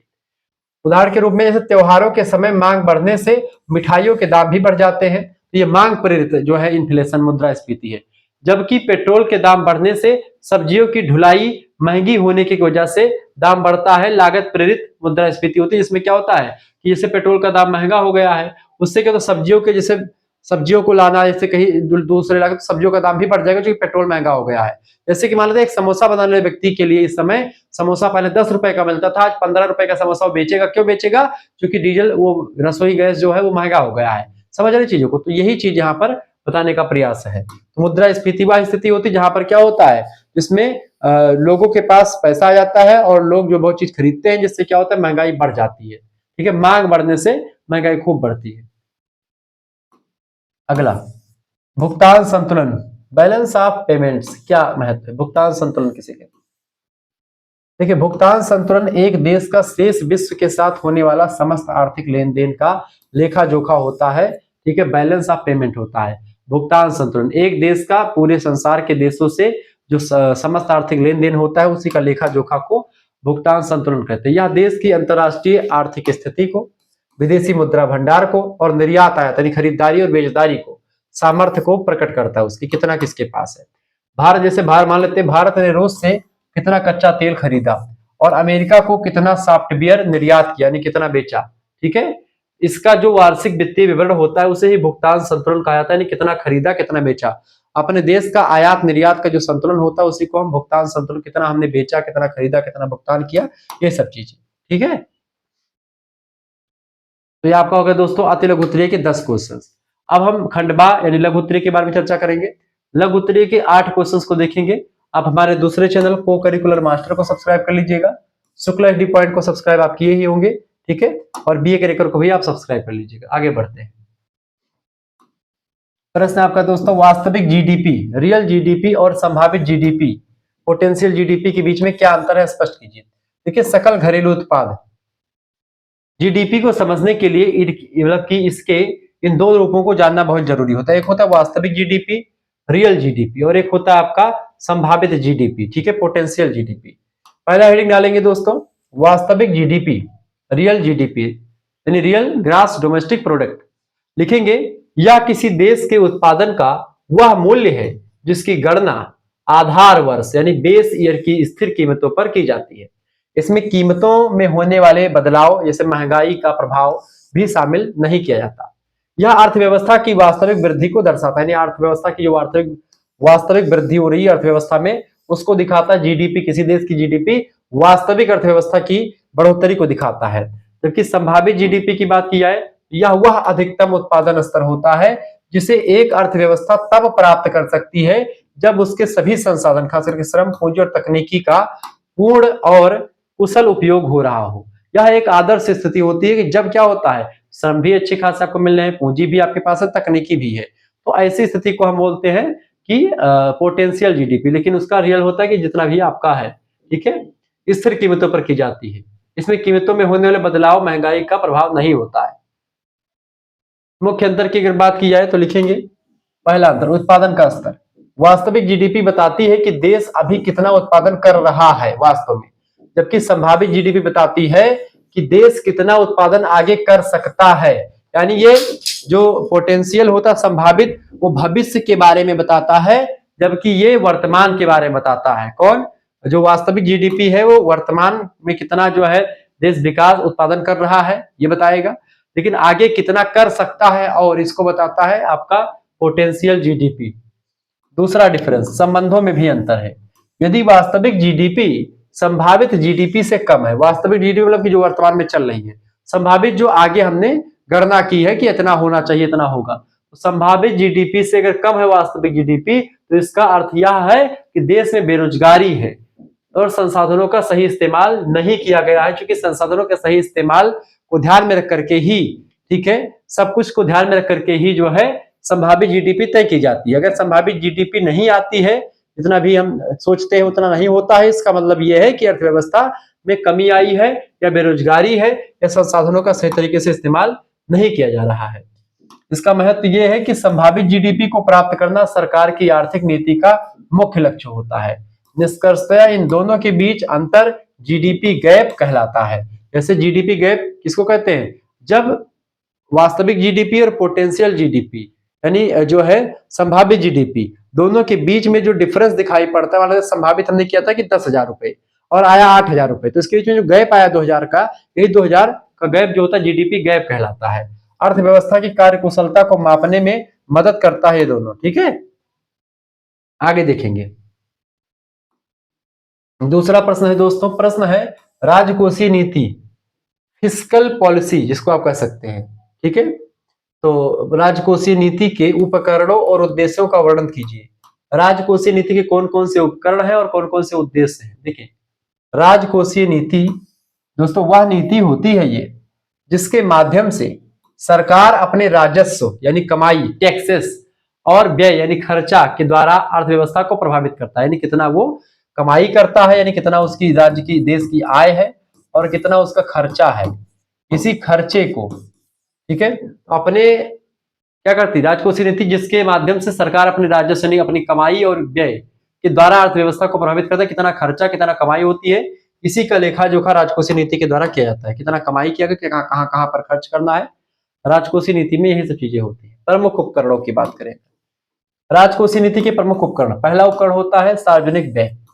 सरकार सड़कों को बनवाती है, अस्पतालों को बनवाती है, शिक्षा पर जो खर्चा करती है उसे या उससे बाजार में मांग बढ़ती है। ठीक है, इससे जब खर्चा होता है बाजार में डिमांड भी उस चीज की बढ़ती है। दूसरी बात है कराधान, टैक्सेशन, यानी टैक्स बढ़ा करके सरकार लोगों के पास खर्च करने की योग्य पैसा कम कर सकती है। जैसे टैक्स अगर बढ़ जाता है लोगों के पास पैसा कम आएगा, टैक्स घट जाता है तो लोगों के पास पैसा ज्यादा हो जाएगा। ठीक है, तो अगर टैक्स घटा करके खर्चा बढ़ा सकती है और टैक्स कम करके खर्चा कम कर सकती है सरकार, ये कर सकती है कराधान के माध्यम से। तो ये भी एक उपकरण है। तीसरा उपकरण होता है सार्वजनिक ऋण। जरूरत पड़ने पर सरकार जनता या विदेशी संस्थाओं से कर्ज लेती है या कर्ज दे भी सकती है। प्रमुख उद्देश्य क्या है इसका, राजकोषीय नीति का? पहला है उद्देश्य आर्थिक विकास, इकोनॉमिक डेवलपमेंट के लिए किया जाता है। निवेश बढ़ा करके देश की जीडीपी को गति देना हुआ, तो इससे ये एक प्रकार से इसका प्रमुख उद्देश्य होता है। राजकोषीय नीति के द्वारा क्या होता है, आर्थिक डेवलपमेंट, निवेश बढ़ा देता है सरकार, जिससे देश की जीडीपी जो होती बढ़ जाती है। दूसरी बात है पूर्ण रोजगार, नए प्रोजेक्ट शुरू करने करके बेरोजगारी को दूर किया जा सकता है सरकार के द्वारा, ये भी काम किया जा सकता है। इसके साथ ही साथ में कीमतों में स्थिरता, महंगाई को नियंत्रित करने के लिए करों और खर्चों में बदलाव करना, ये भी इसका उद्देश्य होता है। इसके अलावा आय का समान वितरण, अमीरों पर अधिक टैक्स लगा करके गरीबों के लिए कल्याणकारी योजनाएं चलाना, ये भी एक प्रकार से राजकोषीय नीति करती है कि जो अमीर लोग हैं उनसे अधिक मात्रा में टैक्स लेकर के गरीबों को के उत्थान के लिए काम किया जाए, उनके लिए योजनाएं बनाई जाए। निष्कर्षतः हम कह सकते हैं कि राजकोषीय नीति सरकार का वह आर्थिक औजार होता है दोस्तों, जिससे वह देश की अर्थव्यवस्था की दिशा और दशा दोनों को तय कर सकती, दोनों को बदल सकती है। ठीक है, आगे देखेंगे। अगला तीसरा प्रश्न आपका आ चुका है। प्रश्न दोस्तों, मुद्रा की पूर्ति, मॉनेटरी सप्लाई या मनी सप्लाई से आप क्या समझते हैं? इसकी विभिन्न मापों का M1, M2, M3, M4 को स्पष्ट कीजिए। क्या है M1, M2, M3 और M4? देखिए, मुद्रा की पूर्ति, मुद्रा की पूर्ति का अर्थ होता है दोस्तों एक निश्चित समय पर किसी अर्थव्यवस्था में जनता के पास उपलब्ध कुल मुद्रा, नोट हो गया, सिक्के हो गए और बैंक में जितने भी आपने जमा कर रखे हैं वो। ठीक है, नोट, सिक्का और बैंक में आपने जो एफडी एसएफडी मार रखा है वो सब। ठीक है, तो इसमें क्या होता है, जनता के पास उपलब्ध कुल मुद्रा यानी नोट, सिक्के और बैंक जमा की मात्रा से होता है। भारत में भारतीय रिजर्व बैंक यानी आरबीआई मुद्रा की पूर्ति के 4 वैकल्पिक माप प्रस्तुत करता है, उसी को M1, M2, M3 ये सब कहते हैं। ठीक है, तो नोट, सिक्का, बैंक में जमा, यही सब चीजों को एक प्रकार से मुद्रा की पूर्ति यही होती है कि भाई किस माध्यम से हो रही है। ठीक है, तो किसी अर्थव्यवस्था में जनता के पास उपलब्ध कुल मुद्रा जो है, चाहे वो नोट के रूप में है, सिक्के के रूप में, बैंक जमा के रूप में है, उसी की मात्रा को कहा जाता है। ठीक है, भारत में भारतीय रिजर्व बैंक जो होता है मुद्रा की पूर्ति के लिए 4 वैकल्पिक माप प्रस्तुत करता है कि 4 तरीके से उसके पास जो है पैसा रहेगा। पहला होता है M1, M1 का मतलब होता है, इसको बोलते हैं संकीर्ण मुद्रा। M1 की अगर बात की जाए, इसमें जनता के पास मौजूद जो नोट है, जैसे मान लेते मेरे पास नोट है 50 का। ठीक है, मेरे 50 का नोट है, मेरे पास जो है 10 रुपए का सिक्का भी है। ठीक है, तो ये सिक्का हो गया, ये भी आरबीआई जारी करता है, नोट भी आरबीआई जारी करता है। ठीक है, तो सिक्का हो गया, नोट हो गया। ठीक है दोस्तों, इसके अलावा अब इसमें क्या हो गया, संकीर्ण मुद्रा है ये, इसमें जनता के पास मौजूद नोट और सिक्के और बैंकों के पास जमा जो डिमांड डिपॉजिट है आपने जो आपने जमा किया हुआ है। ठीक है, या आरबीआई के पास जो अन्य जमा राशि आपकी शामिल है, आरबीआई के पास आपने कोई सरकारी प्रतिभूति रख रखी है, कोई आपने सोना रख रखा है, तो ये मतलब जो आपने मतलब कि सोना नहीं, आपने जो पैसा रुपया जमा कर रखा है या आपने कुछ चीजें रखा हुआ है, बैंक को दिया हुआ है, एफडी कर रखा है, कुछ भी कर रखा है, कोई आपने प्लान चलवा रखा है, तो ये सब चीजें बैंकों के पास मांग जमा, डिमांड डिपॉजिट्स। ठीक है, आरबीआई के पास अन्य जमा शामिल होते हैं इसमें। ठीक है, नोट, सिक्का, बैंकों के पास जितना भी आपने जमा वगैरह एफडी वगैरह है सब, यह सबसे अधिक तरल होता है, लिक्विड होता है, सभी के पास होता है, सभी लोगों के पास ये रहता है। तो M1 बोलते हैं इसको, जो कि रुपया नोट वोट होता है, इसको M1 बोलते हैं। दूसरा होता है आपका M2। M2 मुद्रा क्या होती है बेटा, M2 की बात की, इसमें क्या होता है, M1 के साथ साथ डाकघर बचत बैंक जमा यानी पोस्ट ऑफिस सेविंग को भी जोड़ा जाता है। M2 में क्या होता है, M2 क्या होता है, इसमें क्या होता है, M1 तो बैंक का केवल होता है, लेकिन एक डाक घर जो होती है बचत में केवल क्या होते हैं, जैसे सुमंगला योजना हो गई, या फिर बैंक जो डाकघर के द्वारा चीजें होती है, डाकघर में लोग खाता खुलवाते हैं, तो डाकघर का जो बचत बैंक है वहां पर आपने जो जमा कर रखा है, पोस्ट ऑफिस सेविंग जो भी है, वो सब M1 का यानी पूरा बैंक वाला इलाका, और पूरा M2 में क्या होता है, पोस्ट ऑफिस वाला सेविंग भी M1 में इंक्लूड करके और पूरा मिल जाता है, आपका M2 बन जाता है। तीसरा होता है M3। विस्तृत मुद्रा यानी कि जिसको आप बोल सकते हैं M1 M2, और इसमें क्या होता है विस्तृत मुद्रा बोलते हैं M3 को। इसमें M1 के साथ साथ बैंकों के पास जमा जो सावधि जमा जो टाइम डिपॉजिट है जिसको आप एफडी कहते हैं, ठीक है, एफडी भी इसमें शामिल है, एफडी को जोड़ा जाता है इसमें। M3 में फर्स्ट में एफडी को नहीं जोड़ते हैं, इसमें एफडी यानी फिक्स्ड डिपॉजिट को जोड़ते हैं। आप जो आपने से 1 साल के लिए एफडी कर रखा है, 2 साल के उसे एफडी 1 साल का होता है, तो उसको भी इसमें जोड़ लेते हैं। इसमें अर्थव्यवस्था के कुल मौद्रिक संसाधन माना जाता है इसको। और M4 की अगर बात करें, M4 क्या होता है, इसमें M3 के साथ साथ डाकघर की कुल जमा राशि यानी राष्ट्रीय बचत प्रमाण पत्र को छोड़ करके उसको भी शामिल कर लेते हैं। जितना भी जमा आपने कर रखा सब कुछ शामिल करके M4 बनता है। इन 4 तरीकों से जो है आरबीआई जो है ये चीजें करता है। निष्कर्षतः मुद्रा की पूर्ति पर नियंत्रण रखना आवश्यक है, क्योंकि इसकी अधिकता से महंगाई बढ़ सकती है और कमी से आर्थिक मंदी आ सकती है। ठीक है, चौथा प्रश्न आपका आ चुका साख सृजन। साख सृजन क्रेडिट क्रिएशन की प्रक्रिया में व्यापारिक बैंकों की क्या भूमिका विवेचना कीजिए। बताए साख सृजन क्रेडिट क्रिएशन में प्रक्रिया में व्यापारिक बैंकों की जो भूमिका है, रोल है, वो क्या रहता है, समझते हैं। ठीक है, साख सृजन में जो व्यापारिक बैंक है उनकी कई भूमिका होती है। साख सृजन आधुनिक बैंकिंग व्यवस्था का सबसे महत्वपूर्ण कार्य रहा है। व्यापारिक बैंक जैसे कि एसबीआई हो गया, पीएनबी हो गया, ये सब व्यापारिक बैंकों की श्रेणी में आते हैं। तो केवल पैसा जमा ही नहीं करते बल्कि वे अपनी जमा राशियों से कई गुना अधिक पैसा बाजार में उधार देकर के नई मुद्रा का निर्माण भी करते हैं। जैसे कि ये केवल पैसा जमा ही नहीं करते, पीएनबी हो गया, एसबीआई हो गया, ये पैसा आपको जो है कर्जा भी देते हैं और आपसे जमा भी कर लेते हैं, दोनों स्थिति होती है। ठीक है, प्रक्रिया की अगर बात करें तो प्राथमिक जमा, जब कोई व्यक्ति बैंक में पैसा जमा करता है तो बैंक उसका एक निश्चित हिस्सा CRR नगद आरक्षित अनुपात अपने पास रख करके बाकी पैसा लोन के रूप में मार्केट में, जैसे आपने 10,000 रुपए बैंक में जमा किया, ठीक है, तो 10,000 रुपए आपने जमा किया, ऐसे बहुत सारे लोगों ने जमा किया और बैंक में आपने 10,000 जमा किया, 5,000 कोई निकालने भी आ रहा है बगल में, तो क्या करेगा वो 5,000 रुपए जो निकालने आएगा आप ही का 10,000 रुपए उसको दे देगा निकाल करके। ठीक है, या जो कोई कर्जा ले रहा है तो आपका 10,000 रुपए बहुत लोगों ने जमा किया होगा, 2-3 लाख रुपए किसी को कर्जा भी दे देगा, वो आपका एक निश्चित रुपया बैंक में केवल लगता है। बैंक में बहुत पैसा नहीं होता है, बैंक में कुछ ही पैसे को बैंक अपने पास रखता है, बाकी पैसे को वो उधार बांट देता ताकि उस पैसे पर आपका जो पैसा उस पर 3% अगर आपको ब्याज मिल रहा है, जो पैसा वो मार्केट में देगा या पैसा जो उधार देगा उस पर वो 12% चार्ज लेगा या 8% चार्ज लेगा। आपको एफडी पर 6% या 6.9% आपको मिलता है एक साल में। ठीक है, 1 लाख का आपको 6,000 या 7,000 रुपए मिलता है, लेकिन वही एक पैसा पर 12,000 रुपए वो 1 साल का ले लेता है दूसरे को देकर के बैंक। ठीक है, अब बैंक अपने रिस्क पर देता है। इस तरीके से आपको जो है मतलब एक निश्चित रुपया बचा लेता है, कुछ रुपया बचा लेता है और बाकी चीजों को मार्केट में सप्लाई कर देता है। तो यही होता है साख सृजन। ठीक है, CRR मतलब कि वो कुछ पैसे को ही रखता है, नगद आरक्षित अनुपात कुछ ही रख सकता है ताकि जो है पैसा रुका न रहे। व्युत्पन्न जमा, अगला होता है व्युत्पन्न जमा। बैंक लोन का पैसा नगद नाम देकर के लेने वाले के खाते में जमा करता है। वह व्यक्ति जब किसी को भुगतान करता है तो वह पैसा फिर किसी बैंक में पहुंच जाता है। यह चक्र तब तक चलता रहता है जब तक कि प्राथमिक जमा का कई गुना पैसा लोन के रूप में ना बट जाए। ये सिस्टम चलता है पूरा बैंक में। ठीक है, बैंक हमसे पैसा लेकर के वो मार्केट में उसको घुमाता रहता है।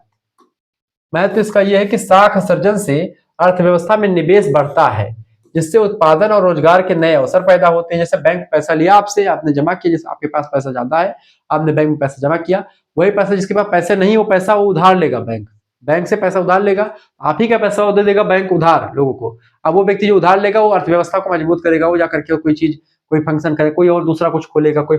ठीक है, हालांकि बैंक कितना साख सृजन कर पाएंगे या आरबीआई की मौद्रिक नीति पर डिपेंड करता है, आरबीआई ही सब कुछ कंट्रोल करता है। निष्कर्षतः साख सृजन व्यापारिक बैंकों की वह शक्ति है जो अर्थव्यवस्था की पहियों को गति प्रदान करती, कितना ज्यादा तेज अर्थव्यवस्था भागी कितना कम भागेगी वो यही करता है। शुक्ला स्टडी पॉइंट और को करिकुलर मास्टर चैनल को और बीए करिकुलर को आप सब्सक्राइब कर लीजिएगा। 5वां क्वेश्चन आपका आ चुका दोस्तों, आईएस एवं एलएम वक्र के मूल तत्वों और उनके संतुलन को स्पष्ट कीजिए। आईएस वक्र क्या है और एलएम वक्र क्या है, दोनों को समझे और दोनों के मूल तत्व और उनके संतुलन के बारे में बताना है। देखिए, आईएस एलएम मॉडल आधुनिक समष्टि अर्थशास्त्र का एक महत्वपूर्ण अंग है जो वस्तु बाजार और मुद्रा बाजार के बीच संबंध को दिखाता है। आईएस वक्र को बोलते हैं इन्वेस्टमेंट सेविंग। ठीक है, आईएस आई माने इन्वेस्टमेंट, ठीक है, एस माने सेविंग। IS वक्र का फुल फॉर्म क्या होता है? इन्वेस्टमेंट सेविंग, ठीक है, वक्र। यह वस्तु बाजार के संतुलन को दर्शाता है, दिखाता है। यह बताता है दोस्तों कि आय के विभिन्न स्तरों पर ब्याज दर और निवेश के बीच, ब्याज की दर कितनी होगी और निवेश के बीच में क्या संबंध होगा, क्या रिलेशन होगा। यह वक्र नीचे की ओर झुका हुआ होता है क्योंकि ब्याज दर घटने पर निवेश बढ़ता है, जिससे आय भी बढ़ती है, ठीक है। ये होता है आपका IS वक्र। दूसरा होता है LM वक्र, लिक्विडिटी मनी। LM माने तो लिक्विडिटी, ये माने होता मनी। यह मुद्रा बाजार के संतुलन को दर्शाता है। यह बताता है कि मुद्रा की मांग और आपूर्ति कहां बराबर होती है। यह वक्र ऊपर की ओर चढ़ता हुआ होता है क्योंकि आय बढ़ने पर लोग लेन देन के लिए अधिक मुद्रा मांगते हैं। जब आय बढ़ती तो लोग लेन देन के लिए अधिक मुद्रा मांगते हैं, जिससे ब्याज दर जो होती है वो बढ़ जाती है। संतुलन की अगर बात किया IS और LM वक्र में, संतुलन, जहां IS और LM वक्र एक दूसरे को काटते हैं, वहां वस्तु बाजार और मुद्रा बाजार दोनों एक साथ संतुलन में होते हैं। यही बिंदु अर्थव्यवस्था में ब्याज दर कहा जाता है। ब्याज दर और राष्ट्रीय आय का निर्धारण करता है कौन? जो एक प्रकार से LM और IS वक्र का जब एक दूसरे को काटते हैं, वहां वस्तु बाजार और मुद्रा बाजार दोनों एक साथ संतुलन में हो जाते हैं। इसी बिंदु को अर्थव्यवस्था में ब्याज दर और राष्ट्रीय आय का निर्धारण करता है, यही बिंदु, ठीक है। निष्कर्षतः हम कह सकते हैं दोस्तों कि IS और LM वक्र मॉडल यह समझने में मदद करता है कि राजकोषीय और मौद्रिक नीतियां, जो मॉनेटरी पॉलिसी है, जो राजकोषीय नीतियां हैं, वो एक साथ मिलकर के अर्थव्यवस्था को कैसे प्रभावित करती हैं, इसको डिसाइड करता है IS और LM मॉडल, ठीक है। समष्टि अर्थशास्त्र का एक बेहतरीन मॉडल है ये। अगला क्वेश्चन आप देखें दोस्तों, 6ठा नंबर प्रश्न है। प्रश्न, मुद्रा अस्फीति, डिफ्लेशन। मुद्रा इन्फ्लेशन तो महंगाई होती है, अस्फीति इसकी वजह से, इसके कारण, इसके अर्थव्यवस्था और इसके प्रभाव, कारण बताएं कि क्यों होता है, अर्थव्यवस्था पर इसका प्रभाव क्या होता है, इसकी विवेचना कीजिए। प्रश्न बढ़िया है, समझते हैं। उत्तर लिखेंगे, मुद्रा अस्फीति वह स्थिति है जब बाजार में वस्तुओं और सेवाओं की कीमतें लगातार गिरने लगती हैं। क्या होती हैं? वस्तुओं और सेवाओं की कीमतें क्यों गिरेंगी? क्योंकि लोगों के पास पैसा नहीं रहेगा। इसी को क्या बोलते हैं? इसी को बोलते हैं कि एक होती महंगाई। महंगाई कब आती है? जब लोगों के पास पैसा खूब ज्यादा हो जाता है तो महंगाई आती है, और चीजें सस्ती हो रही है। इसका मतलब क्या है? इसका मतलब यह है कि लोगों के पास पैसा कम हो रहा है। पैसा कम होगा तो डिमांड कम होगी, डिमांड कम होगी तो इससे क्या होगा? डिमांड कम होने से लोग उसको सस्ता भाव में बेचेंगे, ठीक है। तो मुद्रा अस्फीति वह स्थिति है जब बाजार में वस्तुओं और सेवाओं की कीमतें लगातार गिरने लगती हैं। यह मुद्रा स्फीति यानी महंगाई का ठीक उल्टा होता है। मुद्रा स्फीति, मुद्रा इसका कैसे इन्फ्लेशन कहते हैं और इसको डिफ्लेशन कहते हैं। तो मुद्रा स्फीति महंगाई होती है और मुद्रा अस्फीति जो होती है वो जो है महंगाई नहीं होती, महंगाई का उल्टा होता है। प्रमुख कारण, इसके कई कारण होते हैं। पहली बात है मुद्रा की कमी। जब केंद्रीय बैंक जो होता है, रिजर्व बैंक ऑफ इंडिया, मुद्रा की आपूर्ति कम कर दिया, अपना रेपो रेट बढ़ा देता है, यानी RBI जो होता है अपना जो है पैसा या टैक्स जो होता है बढ़ा देता है। कितना टैक्स, मतलब कितना जो है दर, अपना जो ब्याज दर है उसको बढ़ा दे। 3% था तो 4% कर देता है। ऐसे में RBI के जो जो नीचे बैंक है, जो व्यापारिक बैंक है, SBI हो गया या फिर और जो बैंक है, PNB हो गया, या जो भी प्राइवेट और तमाम सारे बैंक है, तो वो बैंक पैसा लेना कम कर देते हैं, ठीक है, ब्याज दर। इससे क्या होता है? मार्केट में पैसा कम आ जाता है। जब मार्केट में पैसा कम आता है तो लोगों की डिमांड कम हो जाती है, और जब डिमांड कम हो जाती है तो महंगाई जो है कम हो जाती है। क्योंकि क्या होता है, लोग कम खरीदेंगे चीजों को तो लोग सस्ते दाम में बेचना शुरू कर देंगे। दूसरी बात, मांग में कमी। जब लोग भविष्य में कीमतें और गिरने की आशा में खरीदारी बंद कर दी, जैसे कि अभी सोना को लेकर के, सोने की खरीदारी लोग कम करते हैं क्योंकि कभी सोना बढ़ जाता है, कभी घट जाता है, तो इसको लेकर के बड़ी दिक्कत है। इसलिए अत्यधिक उत्पादन, जब मांग की तुलना में उत्पादन बहुत अधिक हो जाता है तो भी आप देखते हैं महंगाई, मतलब मांग बहुत कम है, बहुत ज्यादा चीजें आपके पास आ चुकी, अवेलेबल हो चुकी, तो चीजें सस्ती हो जाएंगी।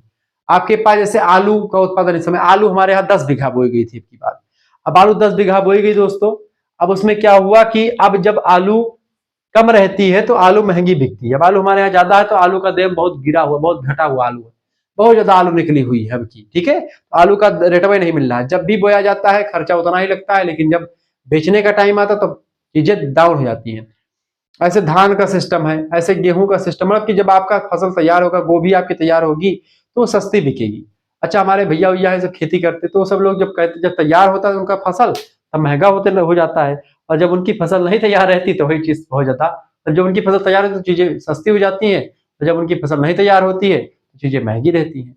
ठीक है, हम खरीद करके गोभी 25 रुपया 30 रुपया फूल खाएंगे, जो हमारे यहाँ नहीं रहती है। लेकिन जब हमारे यहाँ तैयार हो जाती है तो वही चीजें जो होती है, चूंकि मार्केट में बहुत सारी चीज तैयार हो चुकी, बहुत सारा किसानों के पास आ चुका गोभी, तो ऐसे में गोभी का रेट कम हो जाता है। तो यही चीज होता है डिफ्लेशन, चीज महंगाई कम हो जाना। अर्थव्यवस्था पर इसका प्रभाव क्या पड़ता है लिखेंगे, उत्पादन में गिरावट आ जाती है। कीमतें गिरने से उत्पादकों का लाभ कम हो जाता है, जिससे वे उत्पादन कम कर देते हैं, ये इसका प्रभाव पड़ता है। बेरोजगारी भी फैल जाती है इससे, क्योंकि जब लोग डिमांड कम करेंगे तो सामान कम लोग बनाएंगे, तो फैक्ट्री में जो 10-12 काम करते हैं तो उनको 5 ही 10 काम करेंगे, क्योंकि क्या होगा, ज्यादा जब डिमांड ही नहीं तो लोग क्यों काम करवाएंगे। ठीक है, जब कारखाने बंद होते हैं या उत्पादन घटता तो छटनी शुरू हो जाती है, कुछ ही लोगों को रखा जाता है, बाकी लोगों को निकाल दिया जाता है, ये सिस्टम चलता है। ठीक है, तीसरी बात है ऋणी को हानि। उधार लेने वालों को वास्तविक रूप में अधिक मूल्य चुकाना पड़ता है, जिससे निवेश हतोत्साहित हो जाता है। ठीक है, निष्कर्षतः यद्यपि गिरती कीमतें सुनने में अच्छी लगती हैं कि चीजें सस्ती हो रही हैं, लेकिन अर्थव्यवस्था के लिए अस्फीति मंदी का संकेत हो जाती है वो, क्योंकि अगर किसी भी चीज का रेट कम हो रहा है इसका मतलब है कि लोगों के पास पैसा मार्केट में ज्यादा आ रहा है। ठीक है, हालांकि ऐसा हर सिचुएशन में रहता है। महंगाई बढ़ने का मतलब नहीं कि लोगों के पास पैसा खूब ज्यादा आ गया है। महंगाई बढ़ने का मतलब ये कि मुद्रा का मूल्य अपने यहाँ पर बहुत कम हो गया, जैसे कि भारत की मुद्रा की वैल्यू विदेशी जगहों पर बहुत कम हो चुकी है। ठीक है, लोगों के पास पैसा भी आ रहा है खूब दबा करके, महंगाई तो बहुत ज्यादा बढ़ ही रही है लेकिन पैसा भी उसके अनुपात में बढ़ ही रहा है। ठीक है, यद्यपि गिरती कीमतें सुनने में अच्छी लगती हैं लेकिन अर्थव्यवस्था के लिए मंदी का कारण बन सकती है, संकेत देती है, और यह बेरोजगारी को जन्म देती है। जैसे अगर मान लेते पैसा लोगों के पास कम रहेगा, चीजें सस्ती हो जाएंगी, तो उससे क्या हो जाएगा, उससे बेरोजगारी भी फैलेगी। सातवीं बात है विनिमय दर, एक्सचेंज रेट क्या होता है, इसके निर्धारण की प्रक्रिया को विनिमय दर, जैसे एक देश से कोई सामान लेते दूसरे देश से तो उसमें विनिमय होता है, एक्सचेंज होता है। जैसे मान लेते हैं कि आप हमको, जैसे मान लेते हैं हम टेबलेट बनाते हैं, आप रिमोट बनाते हैं, आप रिमोट हमको दे दीजिए, हम आपको टेबलेट दे दीजिए, ये हो गया वस्तु विनिमय। ठीक है, लेकिन अब ये हो सकता है रिमोट बनाने में ज्यादा पैसा लगा हो, टेबलेट बनाने में कम लगा हो, या टेबलेट बनाने में ज्यादा पैसा लगा हो, रिमोट बनाने में कम पैसा लगा हो। ऐसे में इसको लेकर के एक फिक्स रेट डिसाइड होता है कि इसका कितना होगा, इसका कितना होगा, उसके हिसाब से एक ऐसी मुद्रा बनाई जाती है जिसको लेन देन के लिए तैयार किया जाता है, जैसे कि डॉलर इस समय चल रही है, या सोने का रेट के हिसाब से डिसाइड होता है। ठीक है, जैसे आप एक ग्राहक के पास जाते हैं, दुकानदार एक ग्राहक जाता है दुकानदार के पास, बोलता है कि हमको 1 किलो चीनी दे दो। 1 किलो चीनी का दाम 40 रुपए है। अब वो 40 रुपए डिसाइड करता है कि 1 किलो चीनी आप हमको देंगे, हम 40 रुपए का आपको दो नोट दे देंगे, 50 रुपए हम आपको दे देंगे, आप हमको 50 रुपए की चीनी दे देंगे। ठीक है, ये एक्सचेंज होता है, इसी को बोलते हैं विनिमय।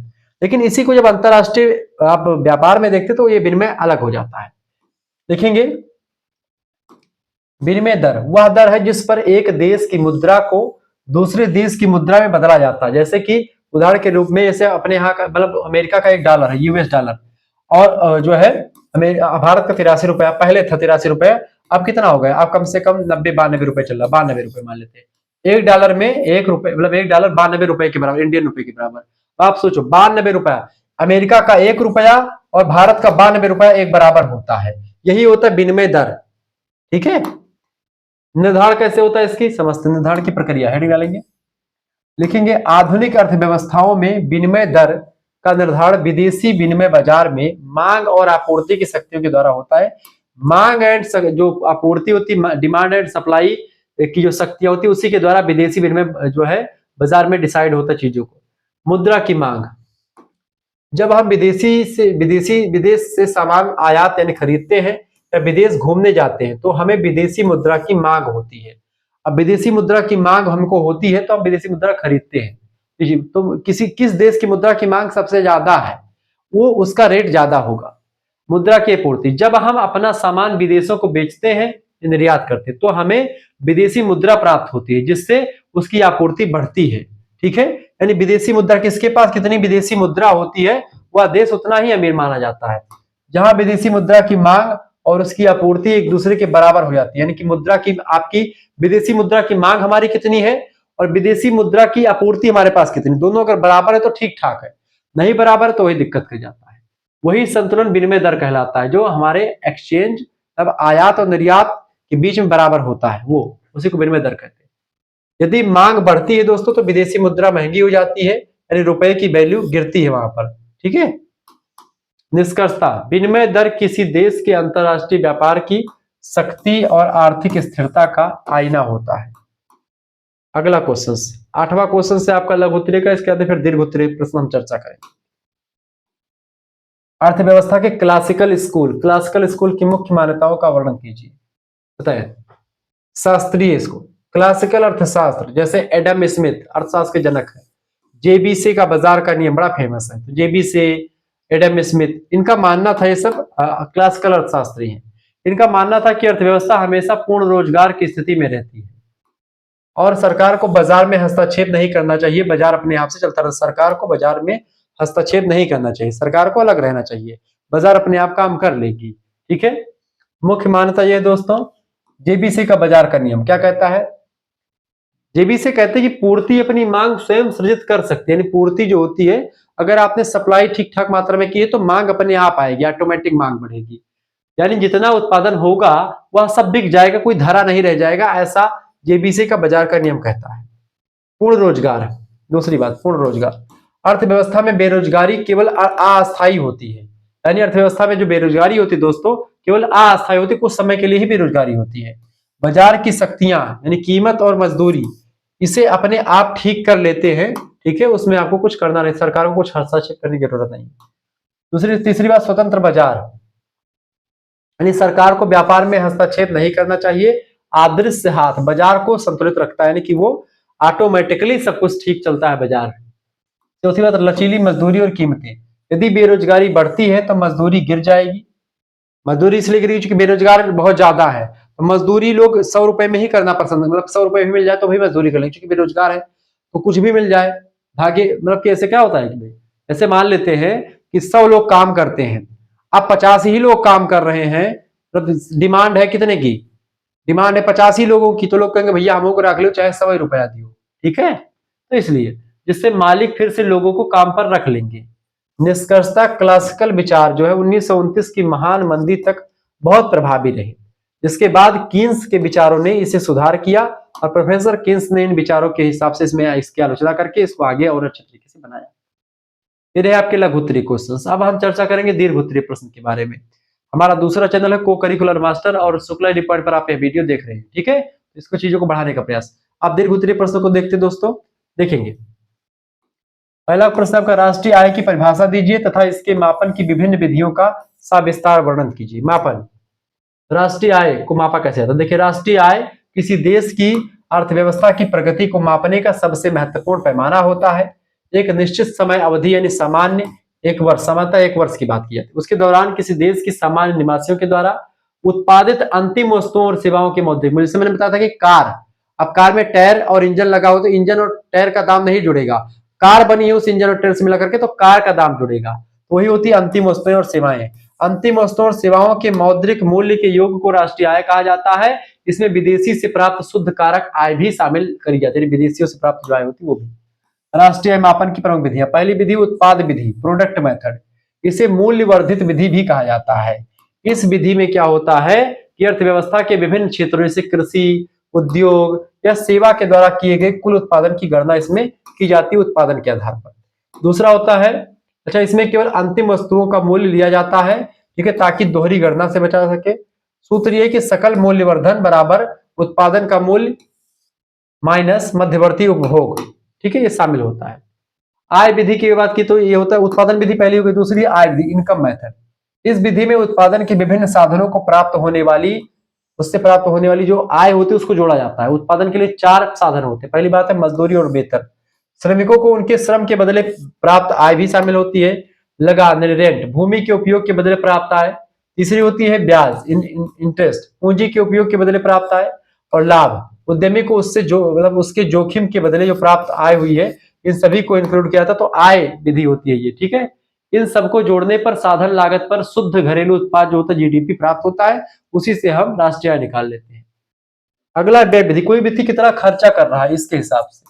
एक्सपेंडिचर मेथड, इस विधि में एक साल में अर्थव्यवस्था में किए गए कुल खर्चों को जोड़ा जाता है, इसके द्वारा राष्ट्रीय आय निकाली जाती है। हालांकि जो है उत्पादन विधि जो है वो ज्यादा बेटर मानी जाती है।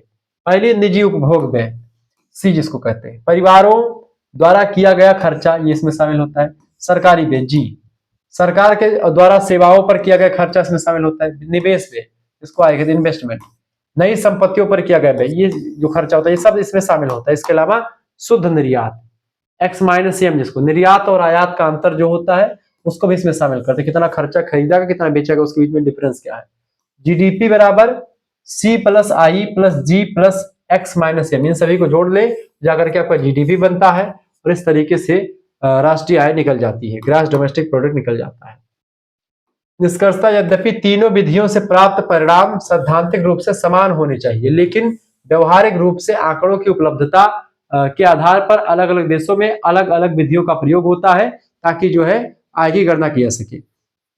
देखिए जो आपका उत्पादन मेथड है ज्यादा बेटर होता है, ठीक है, बाकी आय और व्यय विधि भी जो है अलग अलग देशों में अपनाई जाती है। दूसरा प्रश्न प्रोफेसर कीन्स के आय और रोजगार के सिद्धांत की विस्तृत व्याख्या कीजिए। देखिए लॉर्ड जेएम कीन्स ने अपनी प्रसिद्ध पुस्तक द जनरल थियरी 1936 में आई थी, उसमें क्लासिकल अर्थशास्त्रियों के विचारों को चुनौती दी। कीन्स का मानना था कि अर्थव्यवस्था हमेशा पूर्ण रोजगार की स्थिति में नहीं रहती है और बेरोजगारी को दूर करने के लिए सरकारी हस्तक्षेप बहुत जरूरी होता है। यानी कि जो एडम स्मिथ या जेबीसे नाम के एक विद्वान है, उन लोगों ने जो कहा बाजार को स्वतंत्र छोड़ दें, पूर्ति अपने आप, मांग जो होगी अपने आप ही सृजित हो जाएगी, ठीक है, पूर्ति मांग को अपने आप ही सृजित कर लेती है, ऐसा नहीं है। इस सिद्धांत को चुनौती दिया प्रोफेसर कीन्स ने, ठीक है, और जेबीसी के बाजार के नियम का खंडन किया। पहली बात, सिद्धांत के मुख्य स्तंभ, प्रभावी मांग। कीन्स के अनुसार अर्थव्यवस्था में रोजगार का स्तर प्रभावी मांग पर निर्भर करता है। प्रभावी मांग वह बिंदु है जहां समग्र मांग और समग्र पूर्ति यानी ग्रेट सप्लाई और ग्रेट डिमांड जो होता है एक दूसरे के बराबर होते हैं, कितनी मांग है कितनी सप्लाई दोनों बराबर हो जाती है तो बाजार सही तरीके चलता रहेगा। दूसरी है समग्र मांग, एडी, यह वह कुल व्यय होता है जो लोग एक निश्चित आय स्तर पर वस्तुओं और सेवाओं को खरीदने के लिए तैयार हैं। इसके दो मुख्य भाग है, एक है उपभोग यानी जो आय पर निर्भर करता है, निवेश दूसरा है जो स्वायत्त भी हो सकता है, ठीक है। तीसरी बात है उपभोग का मनोवैज्ञानिक नियम। कीन्स ने बताया कि आय बढ़ने पर उपभोग बढ़ता है। अगर किसी व्यक्ति के जेब में पैसा ज्यादा है, आय बढ़ती तो उपभोग भी बढ़ता है, लेकिन आय की तुलना में उपभोग कम बढ़ता है, जो शुरुआत में मैंने आपको बताया था। यही कारण है कि अर्थव्यवस्था में मांग की कमी पैदा हो जाती है जिससे मंदी आ जाती है, ठीक है। अगली बात है निवेश का महत्व। कीन्स के अनुसार आय और रोजगार बढ़ाने के लिए निवेश बढ़ाना सबसे जरूरी होता है। निवेश तब किया जाता है जब पूंजी की सीमांत उत्पादकता जो एमईसी है ब्याज की दर से अधिक होती है। सरकारी हस्तक्षेप जरूरी है, ऐसा कीन्स का मानना था। सरकारी हस्तक्षेप, कीन्स ने तर्क दिया कि मंदी के समय जब निजी निवेश कम हो जाता है, लोग प्राइवेट सेक्टर के लोग कम जो है इन्वेस्टमेंट करते हैं, तो सरकार को स्वयं खर्चा बढ़ा करके मांग पैदा करनी चाहिए और ताकि रोजगार के अवसर बढ़ सके, लोगों के पास जो है पैसा आ सके। निष्कर्षतः प्रोफेसर कीन्स का सिद्धांत क्रांतिकारी था क्योंकि इसने मंदी से लड़ने के लिए राजकोषीय नीति यानी सरकारी खर्चा और टैक्स के महत्व को रेखांकित किया और कहा कि सरकार को हस्तक्षेप करना चाहिए। मंदी की स्थिति मांग सृजन करने के लिए लोगों को सरकार के द्वारा कुछ पैसा खर्च करना चाहिए, ठीक है, ताकि लोग, जैसे मनरेगा वाला सिस्टम बना दिया जाता है कि लोग रोजगार में जुड़े रहे। तीसरी बात है मुद्रा के परिमाण सिद्धांत, नगद लेन देन दृष्टिकोण की आलोचनात्मक व्याख्या कीजिए। देखिए मुद्रा के परिमाण सिद्धांत का मुख्य उद्देश्य मुद्रा की मात्रा और समान कीमत स्तर के बीच जो संबंध होता है उसी को डिनोट करता है, स्पष्ट करता है। इस सिद्धांत का सबसे लोकप्रिय रूप है प्रसिद्ध अमेरिकी अर्थशास्त्री इरविंग फिशर। उन्होंने अपनी पुस्तक the purchasing power of the money 1911 में पुस्तक लिखी, उसमें प्रस्तुत किया था। इसे नगद लेन देन दृष्टिकोण यानी कैश ट्रांजैक्शन अप्रोच भी कहा जाता है, नगद लेन देन दृष्टिकोण कहा जाता है मुद्रा के परिमाण सिद्धांत को। फिशर जो समीकरण देते हैं, कहते हैं फिशर, देखेंगे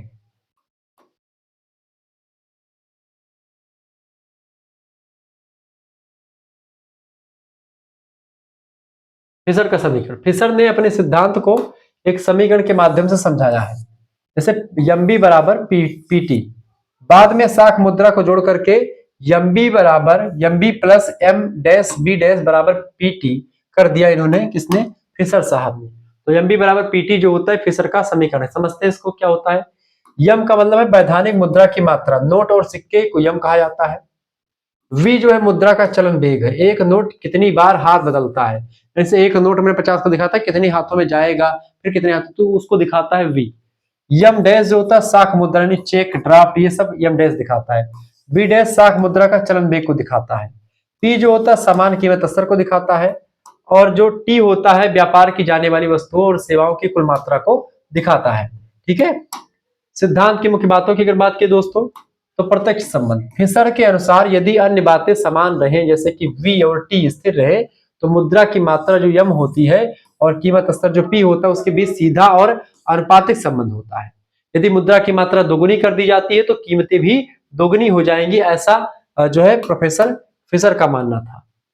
मुद्रा का मूल्य, मुद्रा की मात्रा बढ़ाने पर मुद्रा का मूल्य जो होगा यानी क्रय शक्ति ठीक उसी अनुपात में गिर जाती है। ठीक है, यानी अगर मुद्रा की मात्रा आप बढ़ाएंगे तो मुद्रा का जो वैल्यू होगा वो भी घट जाएगा। जितना मुद्रा अब भारत देश चाहे कितनी मुद्रा छाप रहे, लेकिन इतना नहीं छाप सकता है। मुद्रा अधिक छापोगे मुद्रा का रेट कम हो जाएगा, लोग बोरा बोरा भर करके पैसा देंगे मार्केट में। ठीक है, मुद्रा केवल विनिमय का माध्यम है। यह सिद्धांत मानता है कि मुद्रा केवल एक ही कार्य करता है, वो चीजों को खरीदना और बेचना, बस इसके अलावा मुद्रा का कोई काम नहीं है। सिद्धांत की आलोचना की अगर बात की जाए, पहली बात, अन्य बातें समान नहीं रहती। आलोचकों का कहना है कि वी और टी कभी स्थिर नहीं रहते हैं। मुद्रा की मात्रा बदलने पर व्यापार की मात्रा टी भी बदल जाती है, ये भी बताया लोगों ने। केवल पूर्ण रोजगार में लागू होता है। यह सिद्धांत केवल पूर्ण रोजगार की स्थिति में सही बैठता है, जो वास्तविक जीवन में दुर्लभ है, क्योंकि पूर्ण रोजगार कभी नहीं होता है। ठीक है, बेरोजगारी भी रहती है। तो आलोचकों ने इसकी बड़ी आलोचना भी करी। अप्रत्यक्ष प्रभाव की अनदेखी, कीन्स के अनुसार मुद्रा की मात्रा सीधे कीमतों को प्रभावित नहीं करती, बल्कि पहले ब्याज दरों को प्रभावित करती है, जिससे निवेश और फिर कीमतें बदलती हैं। निष्कर्षतया कमियों के बावजूद फिशर का यह सिद्धांत हमें यह समझने में का आधार देता है कि अर्थव्यवस्था में बहुत अधिक पैसा छापना महंगाई को जन्म देता है। ठीक है, ये बात आप ध्यान रखिए। चौथा प्रश्न आपका चुका, विनिमय दर से आप क्या समझते हैं? लचीली विनिमय दर प्रणाली में विनिमय दर के निर्धारण की प्रक्रिया को समझाइए। देखिए, भूमिका लिखेंगे, विनिमय दर क्या होती है। ठीक है, अंतरराष्ट्रीय व्यापार में एक देश मुद्रा का दूसरे देश की मुद्रा में जो मूल्य होता है उसे विदेशी विनिमय दर कहते हैं, फॉरेन एक्सचेंज रेट। उदाहरण के लिए यदि हमें एक अमेरिकी डॉलर खरीदने के लिए 83 भारतीय रुपया 92 कर लीजिए, इसको अभी 92 चल रहा है, 92 भारतीय रुपए देने पड़ते हैं, तो 1.92 या 1. उदाहरण के रूप में समझते हैं, ऐसा बोलते हैं यदि एक अमेरिकी डॉलर खरीदने के लिए 83 भारतीय रुपए देने पड़ते हैं, तो यह रेट जो होगा 1.83 की विनिमय दर होती है। विनिमय दर के दो मुख्य प्रकार होते हैं, स्थिर यानी फिक्स्ड और लचीला यानी कि फ्लेक्सिबल। लचीली विनिमय दर, फ्लेक्सिबल एक्सचेंज रेट। लचीली विनिमय दर वह प्रणाली है जिसमें दर का निर्धारण सरकार नहीं करती, बल्कि विदेशी विनिमय बाजार में मुद्रा की मांग यानी डिमांड और आपूर्ति यानी सप्लाई की शक्तियों के द्वारा होता है। इसे तैरती हुई विनिमय दर भी कहा जाता है, लचीली विनिमय दर को, क्योंकि इसमें बदलाव होता रहता है।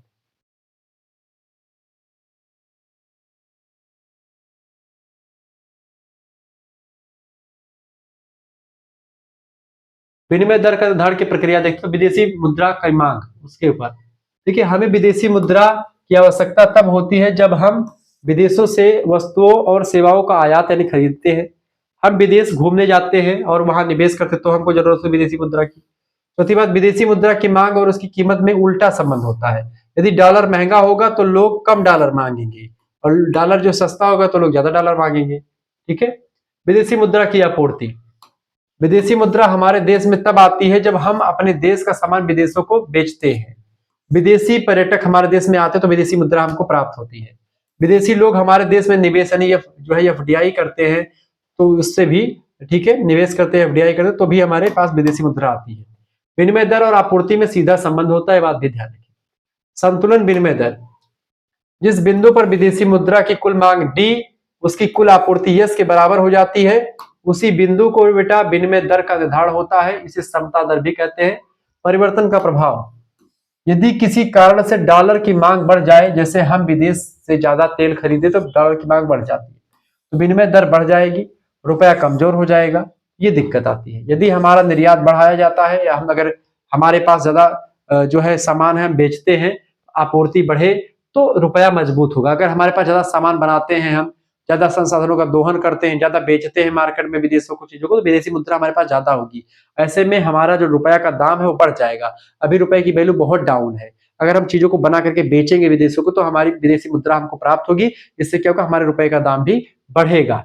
विनिमय दर कम हो जाएगी, मतलब कि इससे विनिमय दर कम हो जाती है और हमारा रेट बढ़ जाता है, हमारा रुपया मजबूत होता है। निष्कर्षतया लचीली विनिमय दर प्रणाली स्वतः संतुलित होती है और देश की विदेशी मुद्रा भंडार पर दबाव कम करती है। यह वैश्विक बाजार की वास्तविक स्थिति को दर्शाती है। बात आप ध्यान रखेंगे। आपने पूरा समझ लिया। 4 दीर्घ उत्तरीय प्रश्न, 8 लघु उत्तरीय और 10 अति लघु उत्तरीय प्रश्नों को इसका पीडीएफ प्राप्त करने के लिए 9984 039 139 इस नंबर पर आप व्हाट्सएप पर एसएमएस कर दीजिएगा। क्या एसएमएस करेंगे, आप अपना नाम एसएमएस कर दीजिएगा, अपने यूनिवर्सिटी का नाम, अपने सब्जेक्ट के नेम और आपके सेमेस्टर में अपने सेमेस्टर का नाम लेकर के भेज दीजिएगा। मात्र 100 रुपए फीस आपके लिए रखी गई है। उसमें आपको हिंदी, ज्योग्राफी, पॉलिटी सभी का पीडीएफ मिलेगा। इस स्कैनर पर आपको मात्र एक, जैसे आप व्हाट्सएप पर एसएमएस करेंगे इतना, आपके पास उसी व्हाट्सएप पर एक स्कैनर भेजा जाएगा। उसी पर आपको मात्र 100 रुपए भेज देने हैं। जैसे आप 100 रुपए फीस जमा करेंगे, आपको व्हाट्सएप ग्रुप में जोड़ा जाएगा। वहीं पर आपको लाइव क्लास की लिंक मिलेगी, वहीं पर आपको पीडीएफ नोट्स मिलेगा, वहीं पर आपको मॉडल पेपर सब कुछ आपको मिल जाएगा मात्र 100 रुपए फीस में। पीडीएफ नोट्स के लिए ग्रुप है, इसमें सभी सब्जेक्ट का पीडीएफ मिलेगा। को करिकुलर का भी पीडीएफ आपको मिल जाएगा मात्र 100 रुपए फीस में। बात आप ध्यान रखेंगे, 100 रुपए फीस में आपको को करिकुलर और जो भी 2-3 सब्जेक्ट आपके ज्योग्राफी, पॉलिटी, हिंदी, हिस्ट्री, तो जो मैं पढ़ाता हूँ वो सब आपको मिल जाएगा। और साथ ही साथ में आपको, अगर आप सेकंड एंड थर्ड का एक साथ ज्वाइन करते हैं तो 200 रुपए फीस होती है 2 सेमेस्टर की, लेकिन एक सेमेस्टर की फीस 100 रुपए है। 2 सेमेस्टर की फीस कितनी हो जाएगी, 200 रुपए हो जाएगी। लेकिन 200 रुपए न लग करके केवल 150 रुपए में आपको, अगर एक साथ फीस जमा करेंगे सेकंड एंड थर्ड का मात्र 150 रुपए फीस है। वैसे केवल एक सेमेस्टर, केवल सेकंड सेमेस्टर का आपको फीस जमा करनी, तो 100 रुपए फीस में आपको सेकंड सेमेस्टर का जो भी सब्जेक्ट आपका होगा उसका नोट्स आपको मिलेगा। ठीक है, ऑब्जेक्टिव, यहाँ पर ऑब्जेक्टिव भी नोट्स मिलेगा। परीक्षा अगर ऑब्जेक्टिव तो ऑब्जेक्टिव की भी और लिखित की भी, दोनों टाइप का है। ठीक है, यानी अति लघु उत्तरीय, लघु उत्तरीय, दीर्घ उत्तरीय वाला भी मिलेगा और ऑब्जेक्टिव वाला, बहुविकल्पीय वाला भी मिलेगा। ठीक है, सभी विश्वविद्यालय के बच्चे जुड़ सकते हैं, पढ़ सकते हैं। धन्यवाद। मिलते हैं फिर नेक्स्ट वीडियो, तब तक के लिए जय हिंद, जय भारत। आप सभी का बहुत बहुत धन्यवाद। हमारे से जुड़ने के लिए इसी प्रकार से अपना प्यार दुलार बनाए रखेंगे। हमारा दूसरा चैनल है को करिकुलर मास्टर, उसको भी सब्सक्राइब कर लीजिएगा, बीए करिकुलर को भी सब्सक्राइब कर लीजिएगा। धन्यवाद।